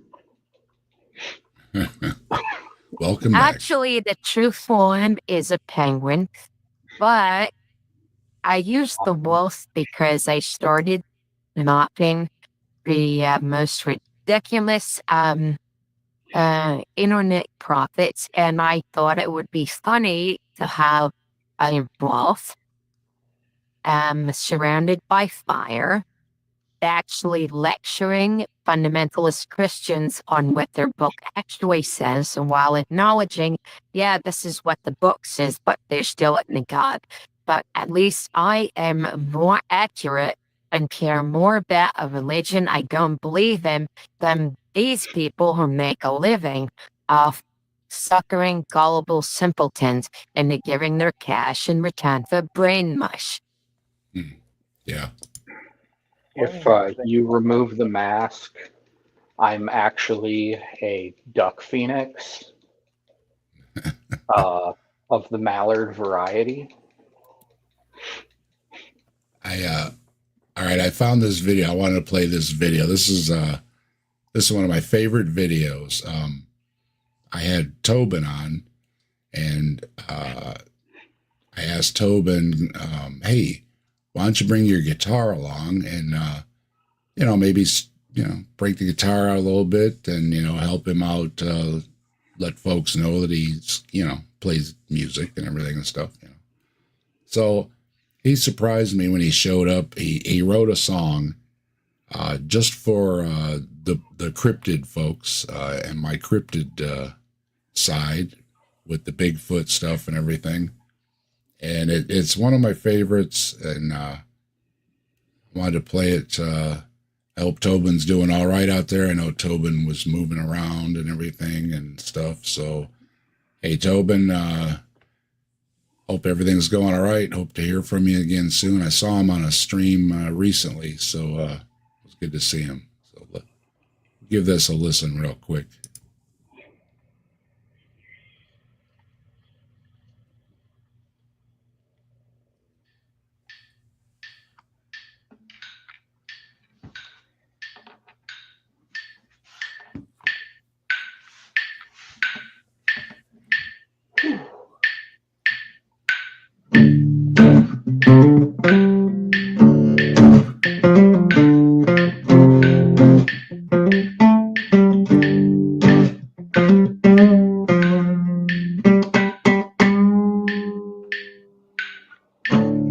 In Ohio wood, where the whispers play, the grassman roams in shades of gray.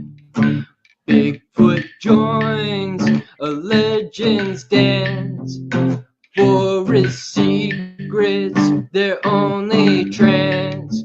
In Ohio wood, in Ohio woods. Skeptics say the grassman is elusive play. Bigfoot tales, a skeptic's grin, no proof within. Ohio woods, Ohio woods. Skeptic's chest, a skeptic's quest. Bigfoot jokes we weave with glee. Hide and seek, champion we decree. In Ohio woods, in Ohio woods, where the whispers play. In Ohio woods, where the shadows play. Ohio woods.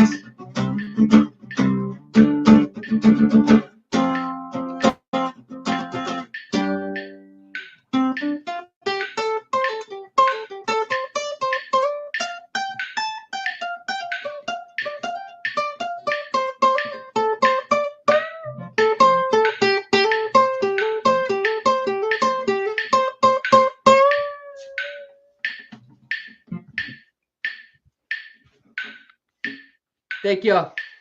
Y'all have a good night. Wish y'all well-being. Thanks, Dave.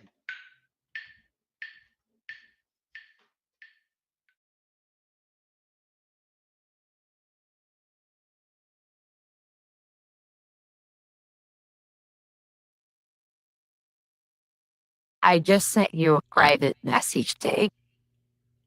It's a I song about Bigfoot. okay. I had a lot of great guests on my channel, and we had a lot of great conversations. Tobin went over and above, though, writing a little song and performing it for us. Hey, we got a free rock show on a stream. I mean, you know, you can't beat that, right? Yeah, Tobin does a lot of his own music, and I wish him well. And I can't say enough about you know, how great that was, have that video. And I like playing it whenever I'm talking about the channel, celebrating something. I like to bring it up that was just awesome. And I had some other things too. We had YouTube Punk made us up some artwork for the Grassman. That was really neat. And, you know, Jess just sent that little video clip.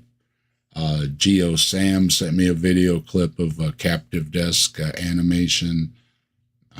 Deconverted Man sends me stuff. He touched up my desk and stuff for me for when I do the shows and everything. Took the background out and everything, cleaned it up.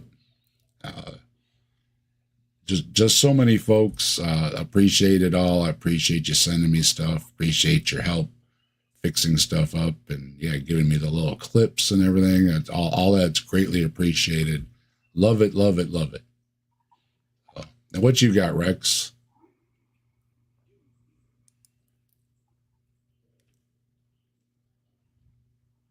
Rex has got a car.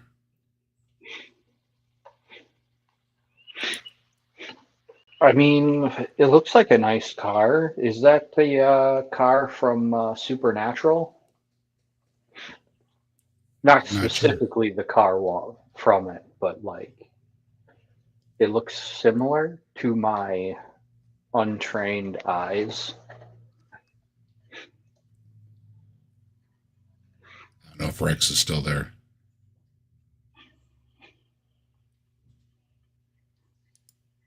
Rex, you are muted if you are here. Come Right. on, Junior. He might have stepped away. That's all right.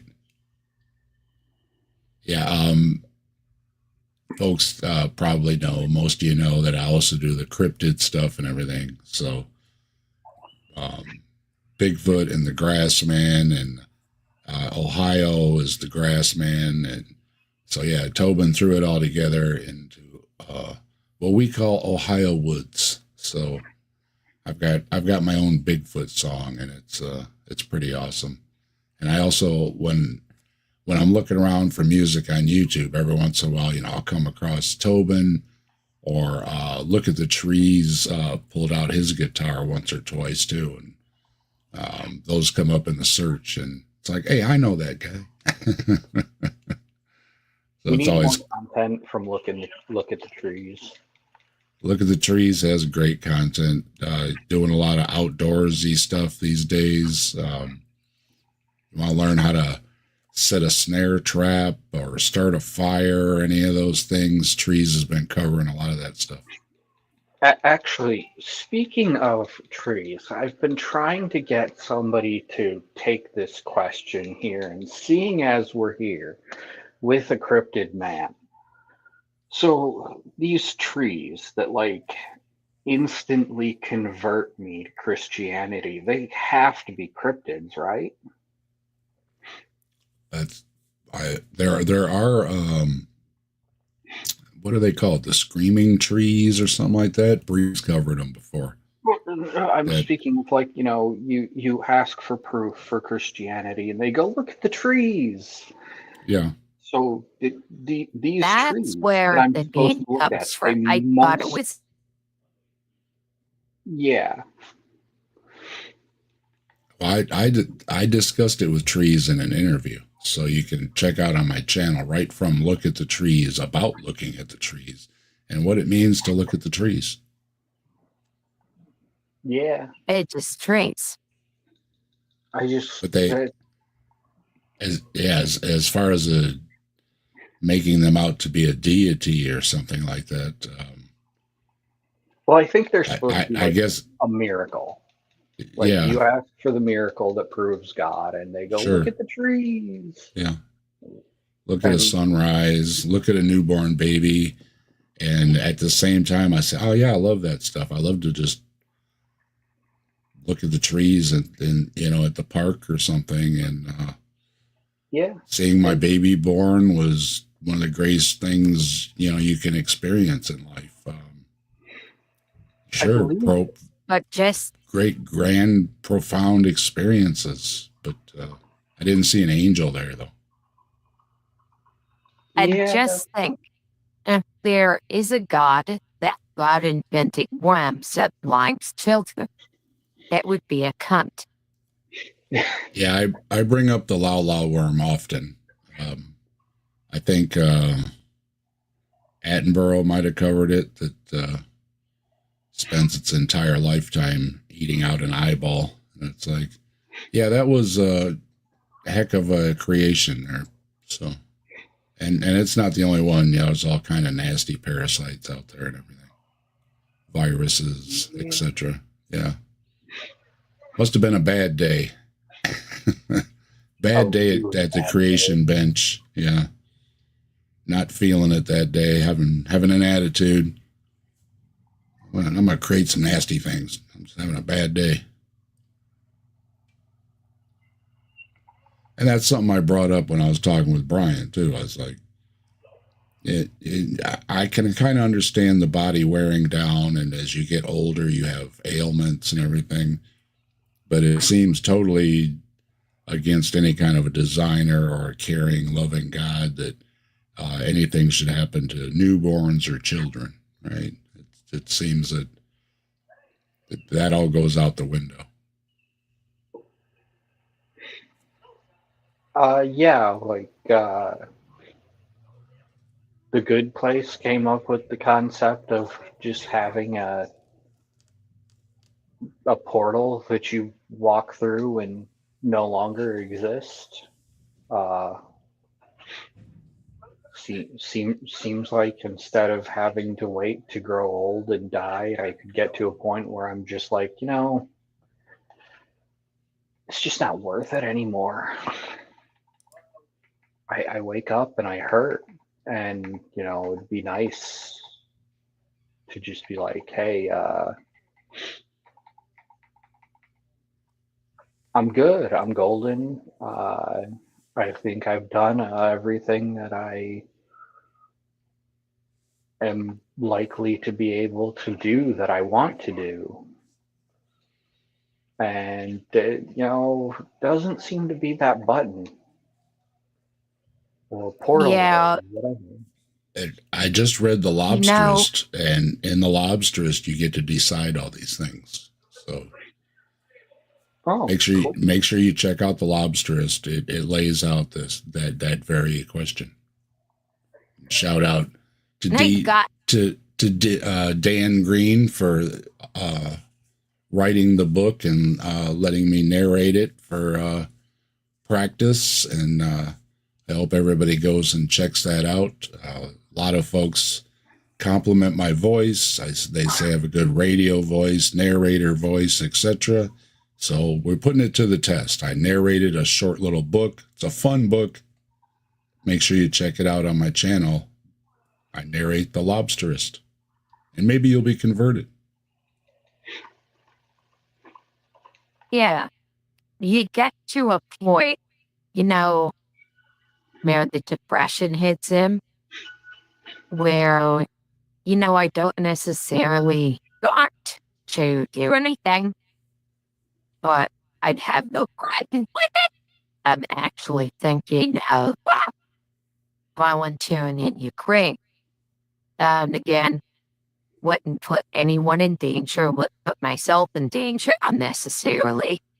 But if something were to lay out like that, that'd be cool. I just would want to be tortured or Yeah. It'd be nice. If it's going to come, then just flip the switch and over. That's another problem when folks have long lingering terminal things. That seems unusually cruel as well. If God is deciding that it's time, then just turn the switch off, right? Yeah. But it doesn't need right. to be If you suffering. want to go in your sleep or go in think mist or just why is there a chronic illness that takes people? Yeah. It's torture. Everybody should be so lucky to just go to sleep and that's it, right? Some people are lucky enough, so to speak. Others are not, and that seems unusually cruel. It seems that the possibility is there that you can just go to sleep and your heart just stops and you don't wake up, right? So if it's possible to just turn somebody off, as it were, it seems that would, be the way to do it. Right. Always try to live a life worth living. And go, if you have to go with honor and dignity. It's It's just the living in Trump's America thing. It makes basically helping people in a war zone psychologically more preferably than sitting here. But again, I could be just going nuts because of the depression, so I need to think about it. And the NGO guy from Canada who's operating in Ukraine, you said that I would have an interview if I went there, but not move anything away. So I think that people are like, this is a big thing, so take your time. As hard as everything else is in life, just trying to make it to be an old person. And then we've got to stir up all these problems to speed it up for so many people. That's not fair either. And we think that makes it better for others, and it really doesn't. No. Paying for another person to have a better life through taxation always returns on investment. Oh, Not that specific to one, definitely. So That's why if we it love wasn't Star for the Trek, right? taxpayer, That's why we love Star Trek, because you have the future of, people are taken care of, and people can still go do art and stuff like that, not worry about not having anything to eat and all that kind of stuff. There's always hope in the Star Trek world. So that was another great thing So about the future, that, a lot of these things would be so much better, if it wasn't for a ticket to work, you're basically the government helping my mom keep us alive because she was disabled. Right? Well, let's say they just did that, but they did not do ticket to work. I would have never been able to become a machinist. Yeah. My best year as a machinist, I made about $80,000 before plague. And then probably last year is going to be probably my best year as far as taxes so far, even though I wound up being bilked by relatives of having chaos. But I probably got close to 90, and it's just other people wound up getting it as I was too generous. And now they got it. Well, Commander had But to if go it through a wasn't lot. for government programs, Yeah, I know you had I to go wouldn't through have a been lot able to dealing make with that that. money. Yeah.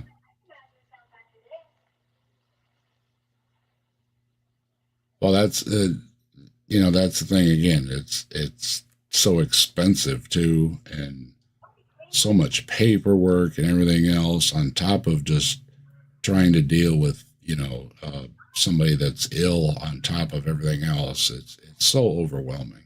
It's very stressful. It's very difficult. Very expensive. And my mom's coming back either next week or the following week. And still behind on some things. And the damn relatives who I basically paid the rent for months on end are had to evict them. They wound up basically coming back. And I've had a talk with the landlord who was like, I'm not going to let you rent again. And then he realized, there's someone who's actually paid me. So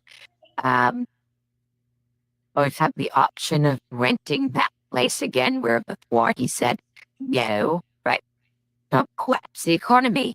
So he has kicked out the squatters from downstairs who went back after we went on vacation. And but I don't have the money to give him for that rent because I gotta use it getting off that. Right. Well, at least you got that taken care of. I know you were talking about it before that, they wouldn't get the heck out. It's like, that's another problem. It's When I was with Dog, they were like, pay my electric. And they're like, I'm already paying you rent. And then they start threatening all sorts of shit. So I just invite them. Everyone's in a, so they cost me about $4,000 because I have to drag everyone and drag them down to Virginia to find a safe place. Then come back and go through the fun thing of basically getting them removed because they had IDs for the property. So you have to prove that they're not all police and then get them. That cost me another data body. And then, oh, look, but never, no matter how good it might make you feel at the time, if you have relatives who it just, I hate to say this, but those relatives soaked me for probably over $14,000 in free rent. And then the moment I asked them to just cover their electric, they cost me more. And oh fuck. So I'm sorry I shouldn't even be talking that this point, but there was anger. Well, some of that stuff is common decency, and you shouldn't have to, ask people to pay their own way when they're staying somewhere. So I understand somebody, helping somebody out, but there becomes a point where, I'm not going to do your laundry for you. Yeah, that's what I said. I mean, you just spend the night at somebody's house or something. You needed a place to crash. I always tell my boys, it's like, take out their garbage or do their dishes or something. You know what I mean? Do them a solid back, right? It's all good. And folks just want to take advantage. And it's just not, it messes it up for everybody else. That's the thing. Yeah. Yeah. But one thing, if I still think those relatives might have went through my mail because I had a severance check.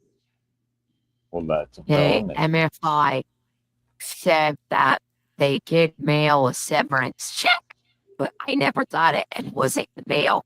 So someone stole $2,000 from me, but that $2,000 is basically, I thought they were going to electronic deposit it, but they sent it because it was final payment. And that would have done it. That would have made my life so much easier. Electronic checking.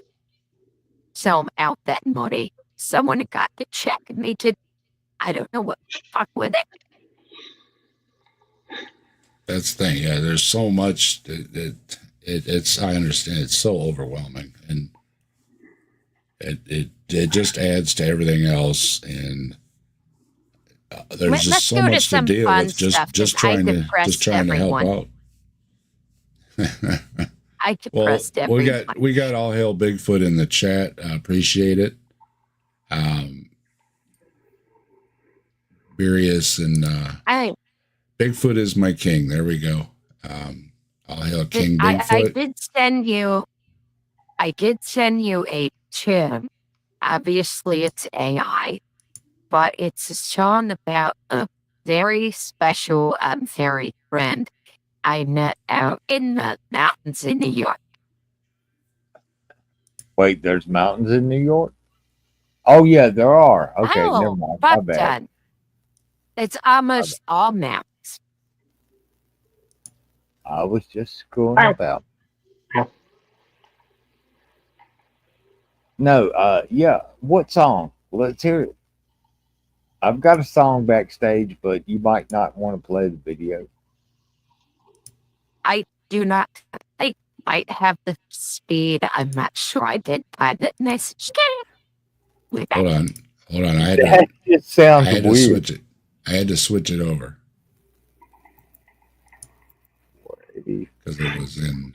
Is the speed alright? I had to bring it over from Discord. Well, look, if you can get a hold of me on Discord, we could have a whole different There we go. conversation. New York, saw a creature in the misty trees. Eyes were wide, had a little spark. Oh, that Yeti smoke in peace. Caught my eye in the morning haze. Snow-capped fur blending with the green. Magic moment, strange kind of grace, and the wildlife felt so serene. Yeti, Yeti in the air, puffing clouds without a care. Misty mornings mountainside, with a legend by my side.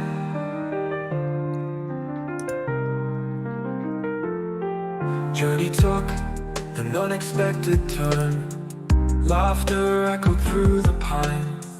Nature had some secrets to learn, chasing shadows, feeling fine.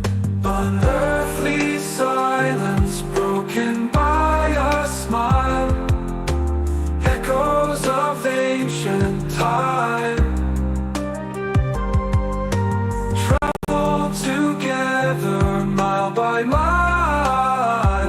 Sharing magic feels so prime. Yeti, Yeti in the air, puffing clouds without a care.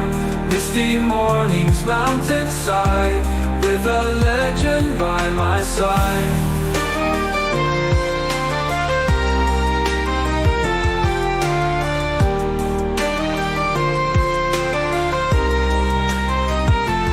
Journey took an unexpected turn. Laughter echoed through the pine. Nature had some secrets to learn, chasing shadows, feeling fine. Journey took an unexpected turn. Laughter echoed through the pine. Nature had some secrets to learn, chasing shadows, feeling fine. Yeti, Yeti in the air, puffing clouds without a care.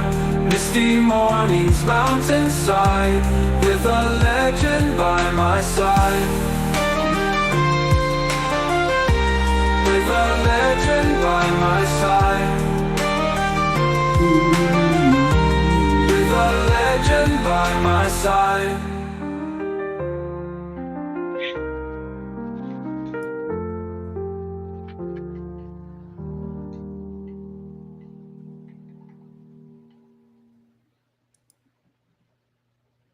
There's a nice Yeti song. And we all know what they was spotted. It's legal in New York.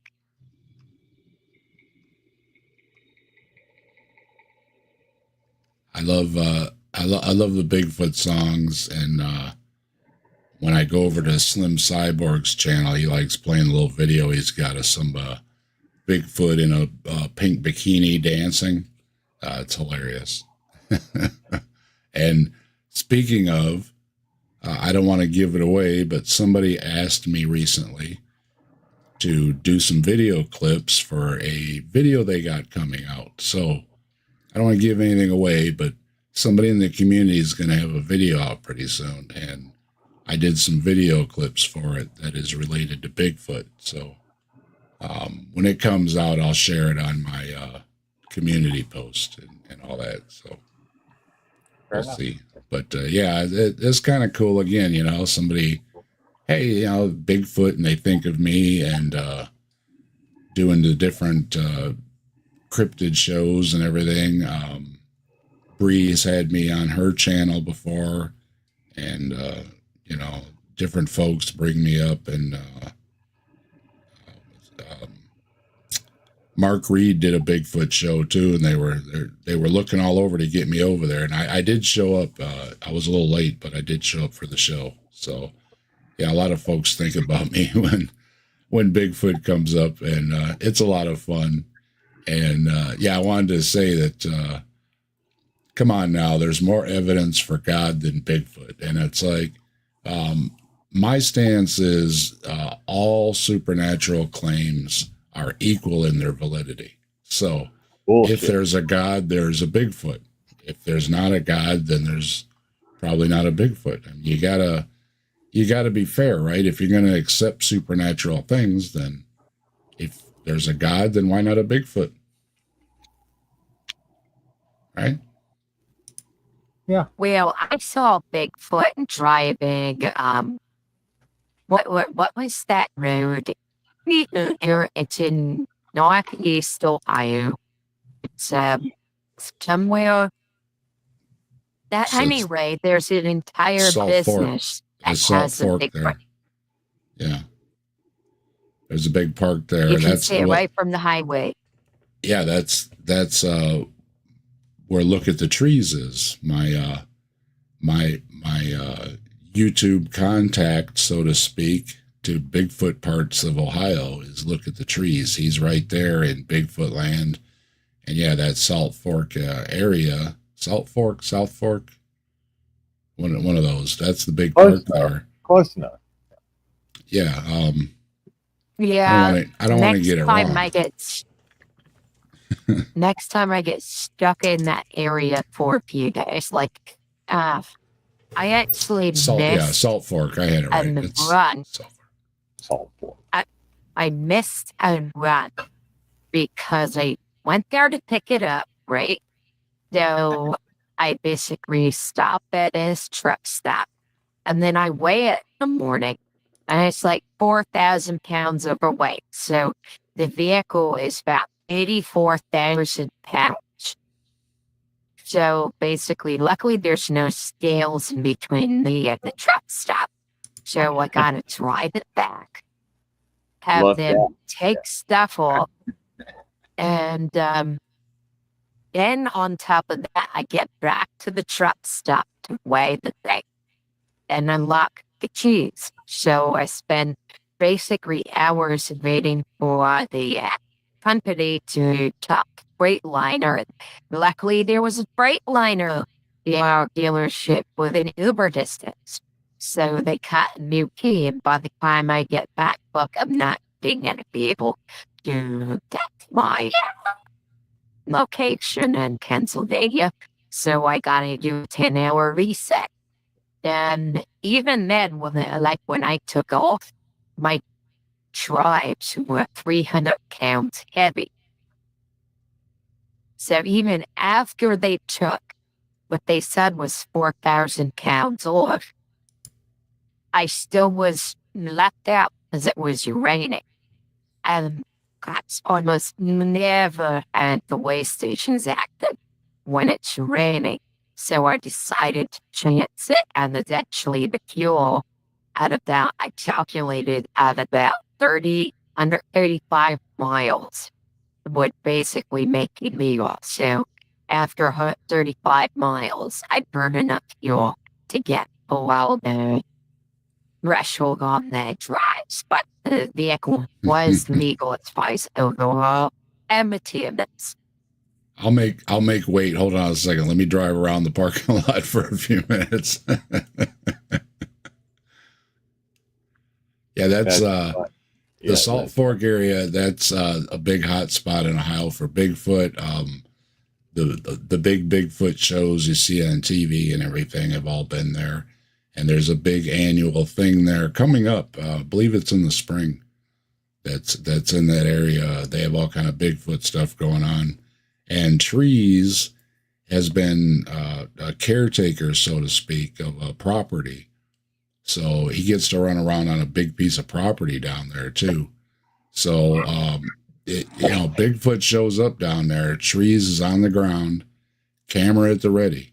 So he did post a picture the other day. He found a Grassman nest with a stash of stuff in it. Looked like a old lawnmower and a tire, but maybe, the Grassman needed a lawnmower and a tire. So. And of course, sure. everybody, Trees is one of the safest people to be around. As far as, I'm not speaking for him, but I can say if Trump goes full Hitler, that Trees place is probably going to be one of the last places left independent.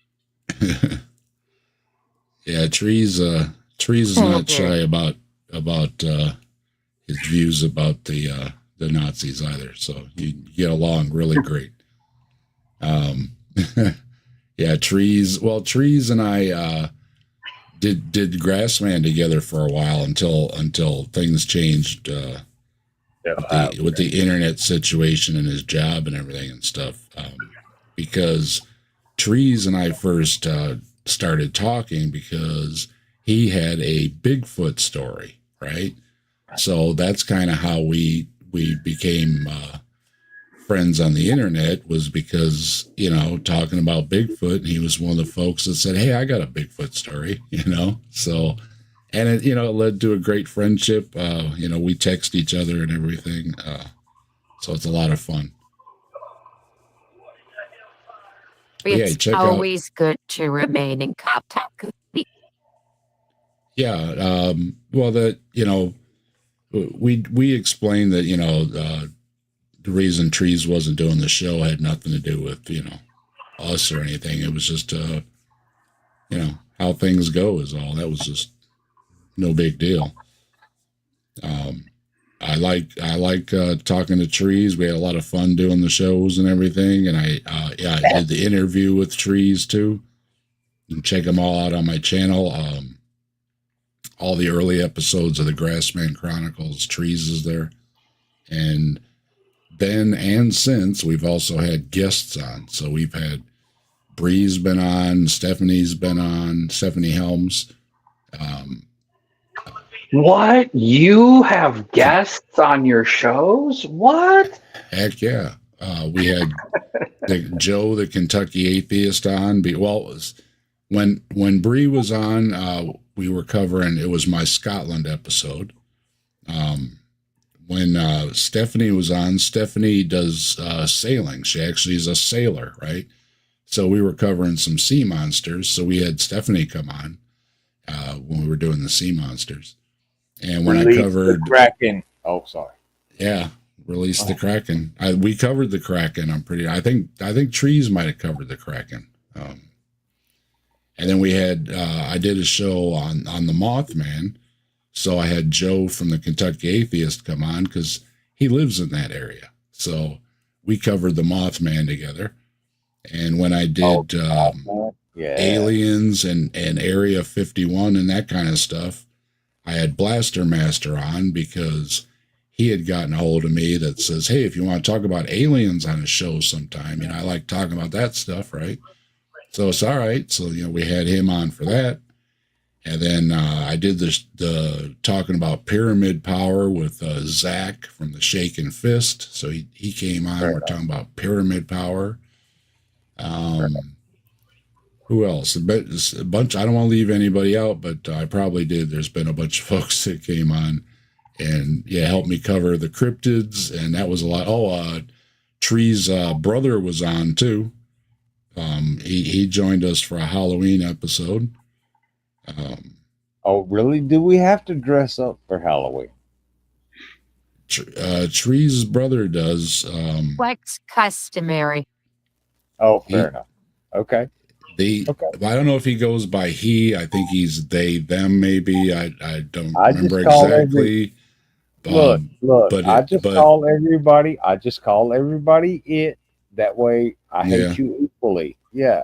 Yeah. No, I don't mean to, to not speak it right or anything, but when they came on, they are into like some kind of Satanism or Wiccanism or some kind of thing, and they like to wear makeup and stuff. So it was a great guest. We had a great time. Yeah. Well, I've been on several people's channels here lately that don't like you cussing on their people's channel. Do you care, Dave? Do you care? I don't care. Okay. When I'm doing my channel, I try not to swear because. Well, I know virgin ears and all that. Some people get offended real quickly nowadays. Yeah, with trying to reach out to talk with Christians and other religions, a lot of them don't like the cussing. So, as an olive branch, I try not to. A couple people have made me cuss. Well, look, I was in the army. I was in the army for 8 years, so I can cuss. I can cuss. I do cuss. I have tried to temper my language. Yeah, to it's appease to the masses. Yeah, so fair enough. I yeah, get it's it. one of those, and you know, and if you know,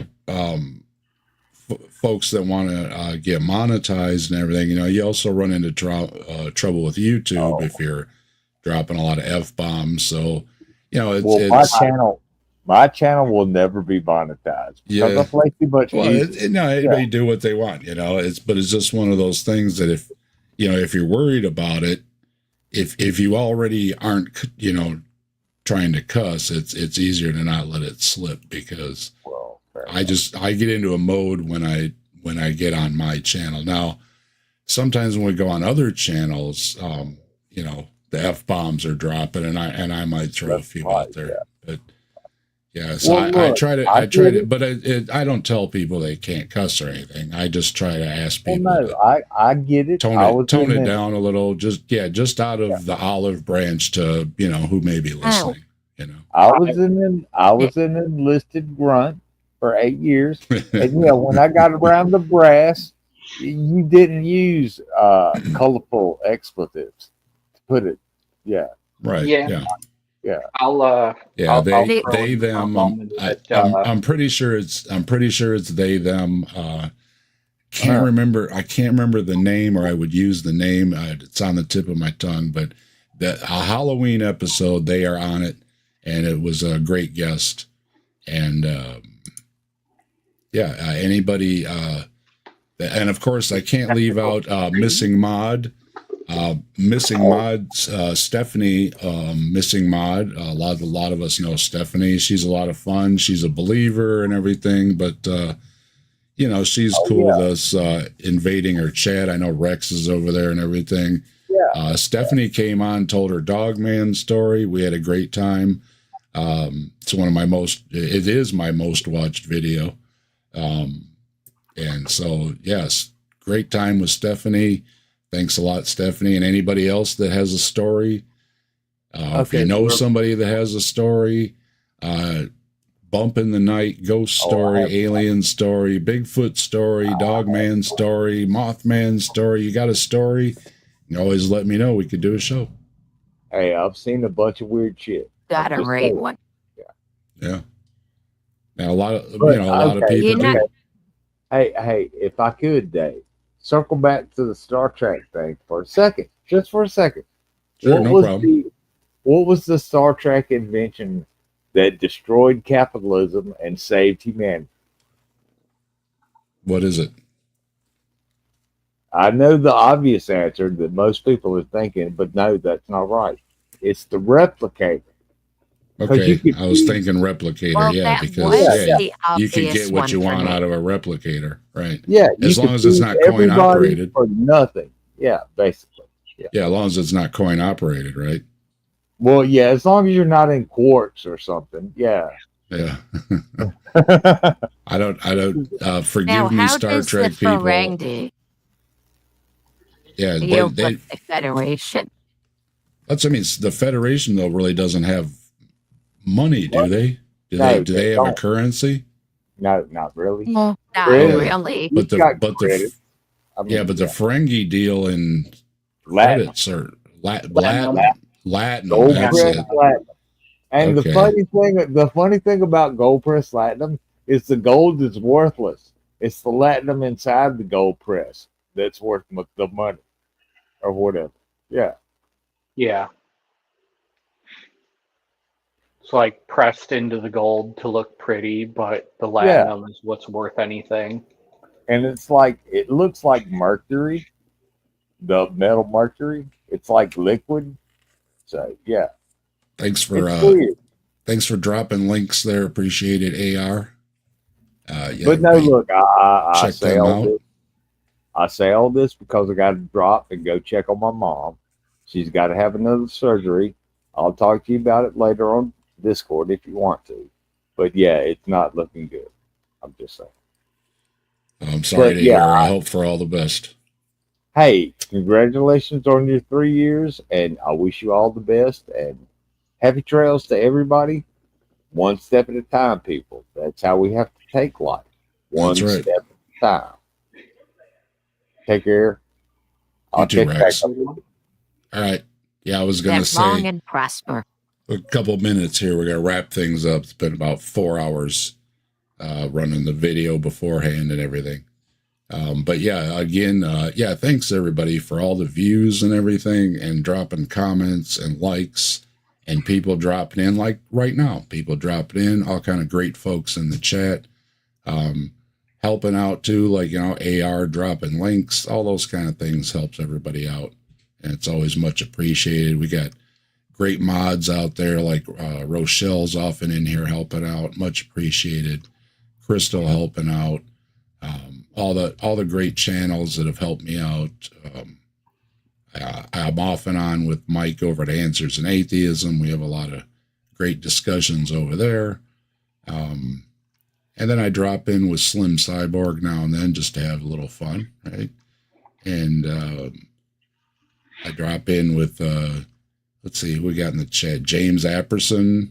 You've dropped in once or twice at the DSA. I dropped in over there too. Yeah.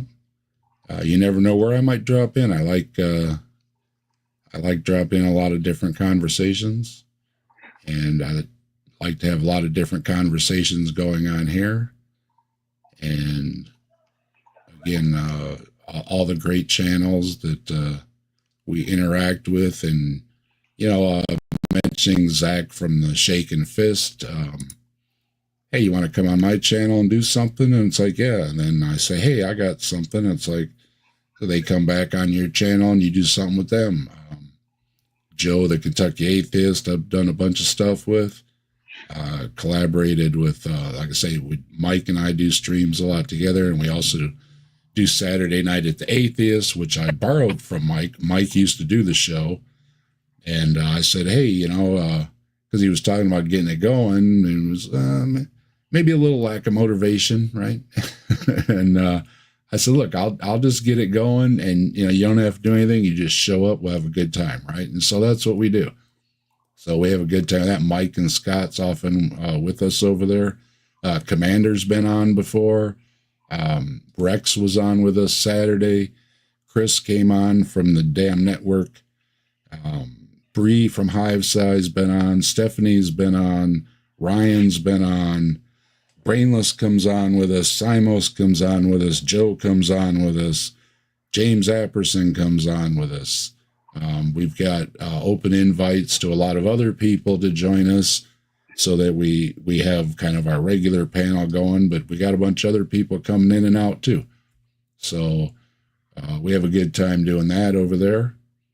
And yeah, Deconverted Man, I always have a blast doing stuff with him. He's got a great sense of humor. Yeah, Joe, the Kentucky Atheist, we've done, I don't know, a bunch of videos now together. And a bunch of other folks I did, Doc Dino. Who else? I've done so many videos now. I don't want to leave anybody out, but you know who you are. And thanks, and again, Tobin coming on, you know, writing the song and that, and people sending me stuff Bigfoot related and all that. Yeah, I appreciate it a lot. And if you have anything like that, if you have an interesting story, if you you got a bump in the night or something, you want to share your story, it's easy to remember. All hail Bigfoot. I say it all the time, right? All hail Bigfoot at gmail.com. You can drop me a message. You can drop me a photo, a video, any of that stuff. It's all appreciated. I love it. I look at all of it. And yeah, if it's something interesting, I just might make a video about it or have you on, Slew. Thank you very much, AR. Much appreciated. Slew was on with us. That is Tree's sibling. How's that? Tree's sibling is named Slew and was on with us for a Halloween episode. And we had a great time. Much appreciated for looking that up, AR. Much appreciated. And AR does interesting stuff over there at AR's channel as well. What do you call yourself, a jeweler or a meteorologist? What is it? Metal? What's the metal worker thing? Mineralologist. Yeah, You said something like that. jeweler, or Yeah. is he doing metallurgy? Yes, If, AR's in the chat. if What do I you didn't call use the what do you right call yourself? pronoun, I didn't. Metalsmith. I- Metalsmith. Drop your Metalsmith. drop your channel link there, AR. Yeah, AR's got some cool stuff over there. Everybody go check out AR's channel as well. And what do we let's check out a couple comments here before we go. Whatever you do, don't mention like DMT. The deconverter man sets them off. Okay. Don't want to set off deconverter man. You'll hear about it. I do want to start doing some of the point watch. I could DSA as well as something more serious. I'm making a lot of NATO friends. And I have to call my most famous friend next week to talk about volunteering in Ukraine. Everyone who knows me knows who I'm talking about. And I don't know if I go. I'm definitely going to do serious stuff, even though, like, I'm not going there for social media. I'm going there to use 15 years of machining experience and or commercial driving experience, or help. It's not going there for social media. That would be stupid and selfish. And make sure you drop your link for the DSA over there, Commander. My computer that I'm on is slow, and I don't think I'll be able to do it. And I don't have my phone on it. We'll get the link. Yeah, AR, could you or somebody in the chat could drop Commander's link? Appreciate it. And someone drop evidence for God for our friend Captive Desk here. Yeah, I'm open to it.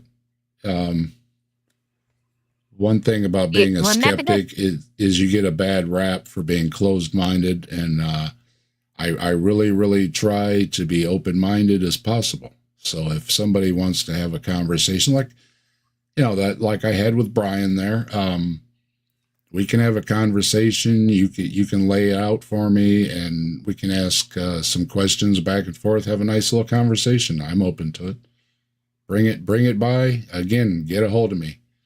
allhailbigfoot@gmail.com, and we'll have a nice discussion about whatever evidence somebody can bring for God or anything, any other supernatural claims. Yeah, good times. I'm fully open to it at any time. Let me know. You found that guy, Phil. You know what got him to kick me out of the server? I complained about the way Trump was treating Ukraine, and then I told him I was thinking about going there, and he flipped his, mind, because I said, and the Ukrainians, many of them are a lot more American than Trump supporters. And that was it. They are. Yeah, that'll do it. That'll do it. Because, like Dog is British. Brainless is from the Netherlands. Starsky is from the Ukraine. But none of them are un-American. While as Trump is un-American. Yeah, so, Brainless chimes in a lot when he's on with us. And yeah, you would think he lives down the street. He's around the world. And yeah, your link is dropped in the chat. Thank you, AR. Appreciate it. And appreciate everybody that's been here. And thank you, Commander. Thank you, Jester. Thank you, Rex. And thank you, everybody else. We're going to wrap things up because I got to get something. We had time. Yeah, we did. I'm going to get something to eat. And yeah, talking about messaging me that this was happening. Yeah, Jester, you're always welcome. I know I've been complaining about this never being on when I'm available, and I knew that. I knew that was why you messaged me, And I try thought to that make was these. great. I try to make these mental notes for folks. Yes, indeed. Somebody told me this. Oh, I got to let them know I'm going to be doing this. Yeah, so I do make mental notes, and I Oh. make physical I- notes too. I got a pile of them here on the desk. I just wanted to jump in before we wrapped up to mention, you know, to anybody worried about saying fuck on Dave's streams, I have done it multiple times, and he still went behind the scenes to make sure that I was here today to the best of his ability. And And one thing go ahead. I just have. Okay, so when I said call, I mean the dude gave me his phone number. I got it legitimately. Let's not have a repeat of November of 23 with 6 games. All right. And what was I gonna? Oh dang it! I forgot what I was gonna say. All right, it is not important. I know what it was. Jester. I'm. I started talking with Jester over there on Joe's channel, and Commander over at Slim's channel, and getting around the different channels and meeting all you great folks. It's a lot of fun. So appreciate everybody that stops by and gives their 2 cents back, just like we often give you Slim is an in awesome cyborg chats. overlord. What's that? Slim is an awesome cyborg overlord. Everyone needs to go there and check his channel. All right. I dropped Slim's here. Slim's link. My description is full every Saturday. So if you need links to great channels, check out my Saturday night at the Atheist streams. Let it play for a minute or so while you're looking in the description. And there's also, I didn't do it tonight. This was kind of at the last minute. I just threw it together just because YouTube sent me a message. Hey, 3 years since you did your first video and all that, So I thought, I'm going to do something, right? And otherwise, though, my descriptions are loaded every Saturday. I have people's affiliates and all that stuff. So if you've got something to plug and you're on my show, you're going to get a link in the description, guaranteed. We've got everybody's merch links, and I try to hook everybody up on Saturdays. So, go through them. You'll find Commander's link. Yeah, everybody that's been on, we put the links in the descriptions and stuff to help people out. Try to tell everybody during the shows, check out the description, subscribe. If you're going to buy a shirt, here's where you go to get one and all that kind of stuff. And it helps everybody out in whatever ways we can. And it's appreciated. Like I said, once again, AR and everybody dropping links, all those things. It's always much appreciated because, when we're trying to talk here, it's not a big deal, but I'm trying to talk. I'm watching buttons. I'm watching chats. I'm watching messages. And folks with a wrench, thanks a lot for helping out. It's always much appreciated. And with that, I wanted to play one more thing for fun before we go out because I love this thing. So we're gonna play it again until Dave y'all get sick play of hearing one more it. thing. Oh man. Until you get sick of it, and or until I get sick of it. I'm gonna play this because this was one of our back and forths with somebody we reviewed. And he had a few things to say back in a video, and it's all good, right? That's what we do on YouTube. No offense taken or anything like that. But, it might get replayed. So here we go. Watch your ears, headphone folks.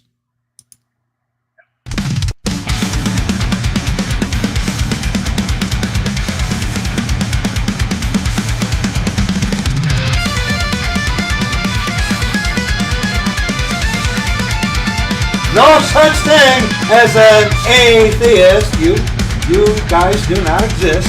Hey, answers in atheism, and that desktop idiot, and that desktop idiot, and that desktop idiot. You're full.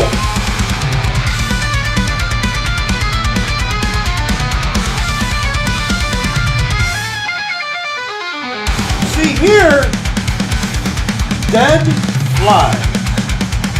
Dead fly.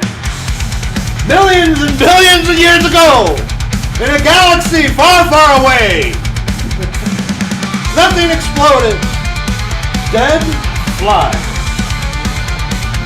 You call me crazy. Plan of thy destruction. Wait a minute, am I reading the right thing?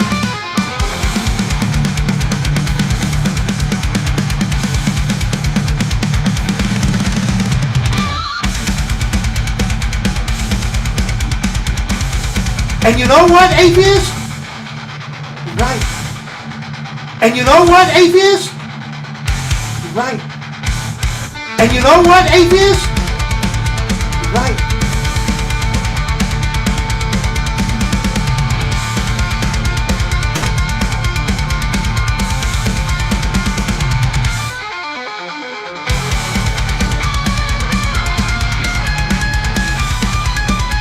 Oh, you atheist, especially that one desktop idiot.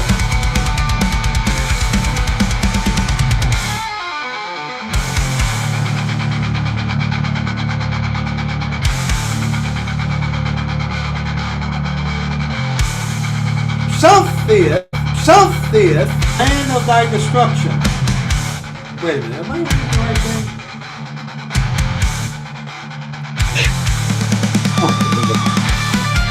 On you. That's why I say, you know, hey, have a great time. Hey, there are answers in atheism or atheist, whatever you were. Oh, you atheist, especially that one desktop idiot. And you know what? They're atheists. You're right.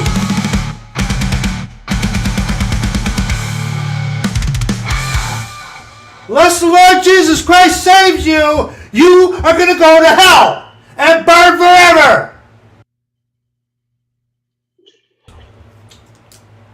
That's going to be it for this Your little video. weakness. There you go, folks. There's one of our fans on YouTube. Telling us. Oh man. Pure sweetness. Just pure sweetness. He is, isn't he? And I'm that desktop idiot, in case you didn't get it. I thought it was funny. He kind of got something right a little bit. In a galaxy far, far away, nothing exploded. Correct. It expanded. Good job. He was what's his, I think it's Brad maybe or something. He was interesting. We covered him on Saturday night, and often, unless their comments are turned off, we'll let folks know that we're covering them, right? And we've had 3 or 4 of them stop by that we let them know we were covering them, and most of them haven't been really nice with us, but we offer the olive branch anyways. In the beginning, spaghetti created the heavens and the earth, and its Amen. noodly form hovered Right. over the face of the waters. Amen. Okay, folks, with that, I'm going to play my outro, and everybody say goodbye.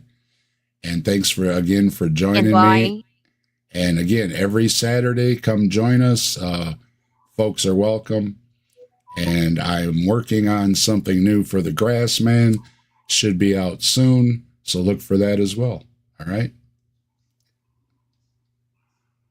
And with that, everybody be good to each other, and you have a good evening or morning or wherever it is that you hail from.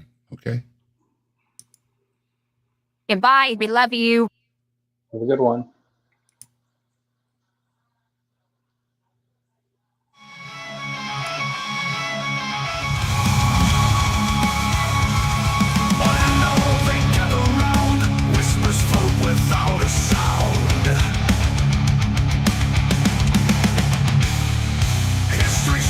Tales of the Lord knocking at the captive death's door. Oh, legends live within these walls, silent echoes in the halls, books and stories on the floor, knocking at the captive death's door. Oh,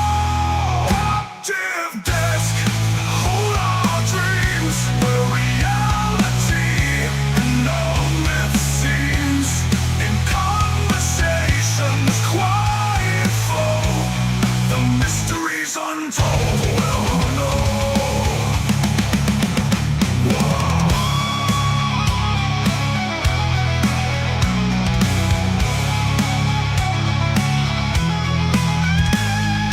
Legends live within these walls, silent echoes in the halls, books and stories on the floor, knocking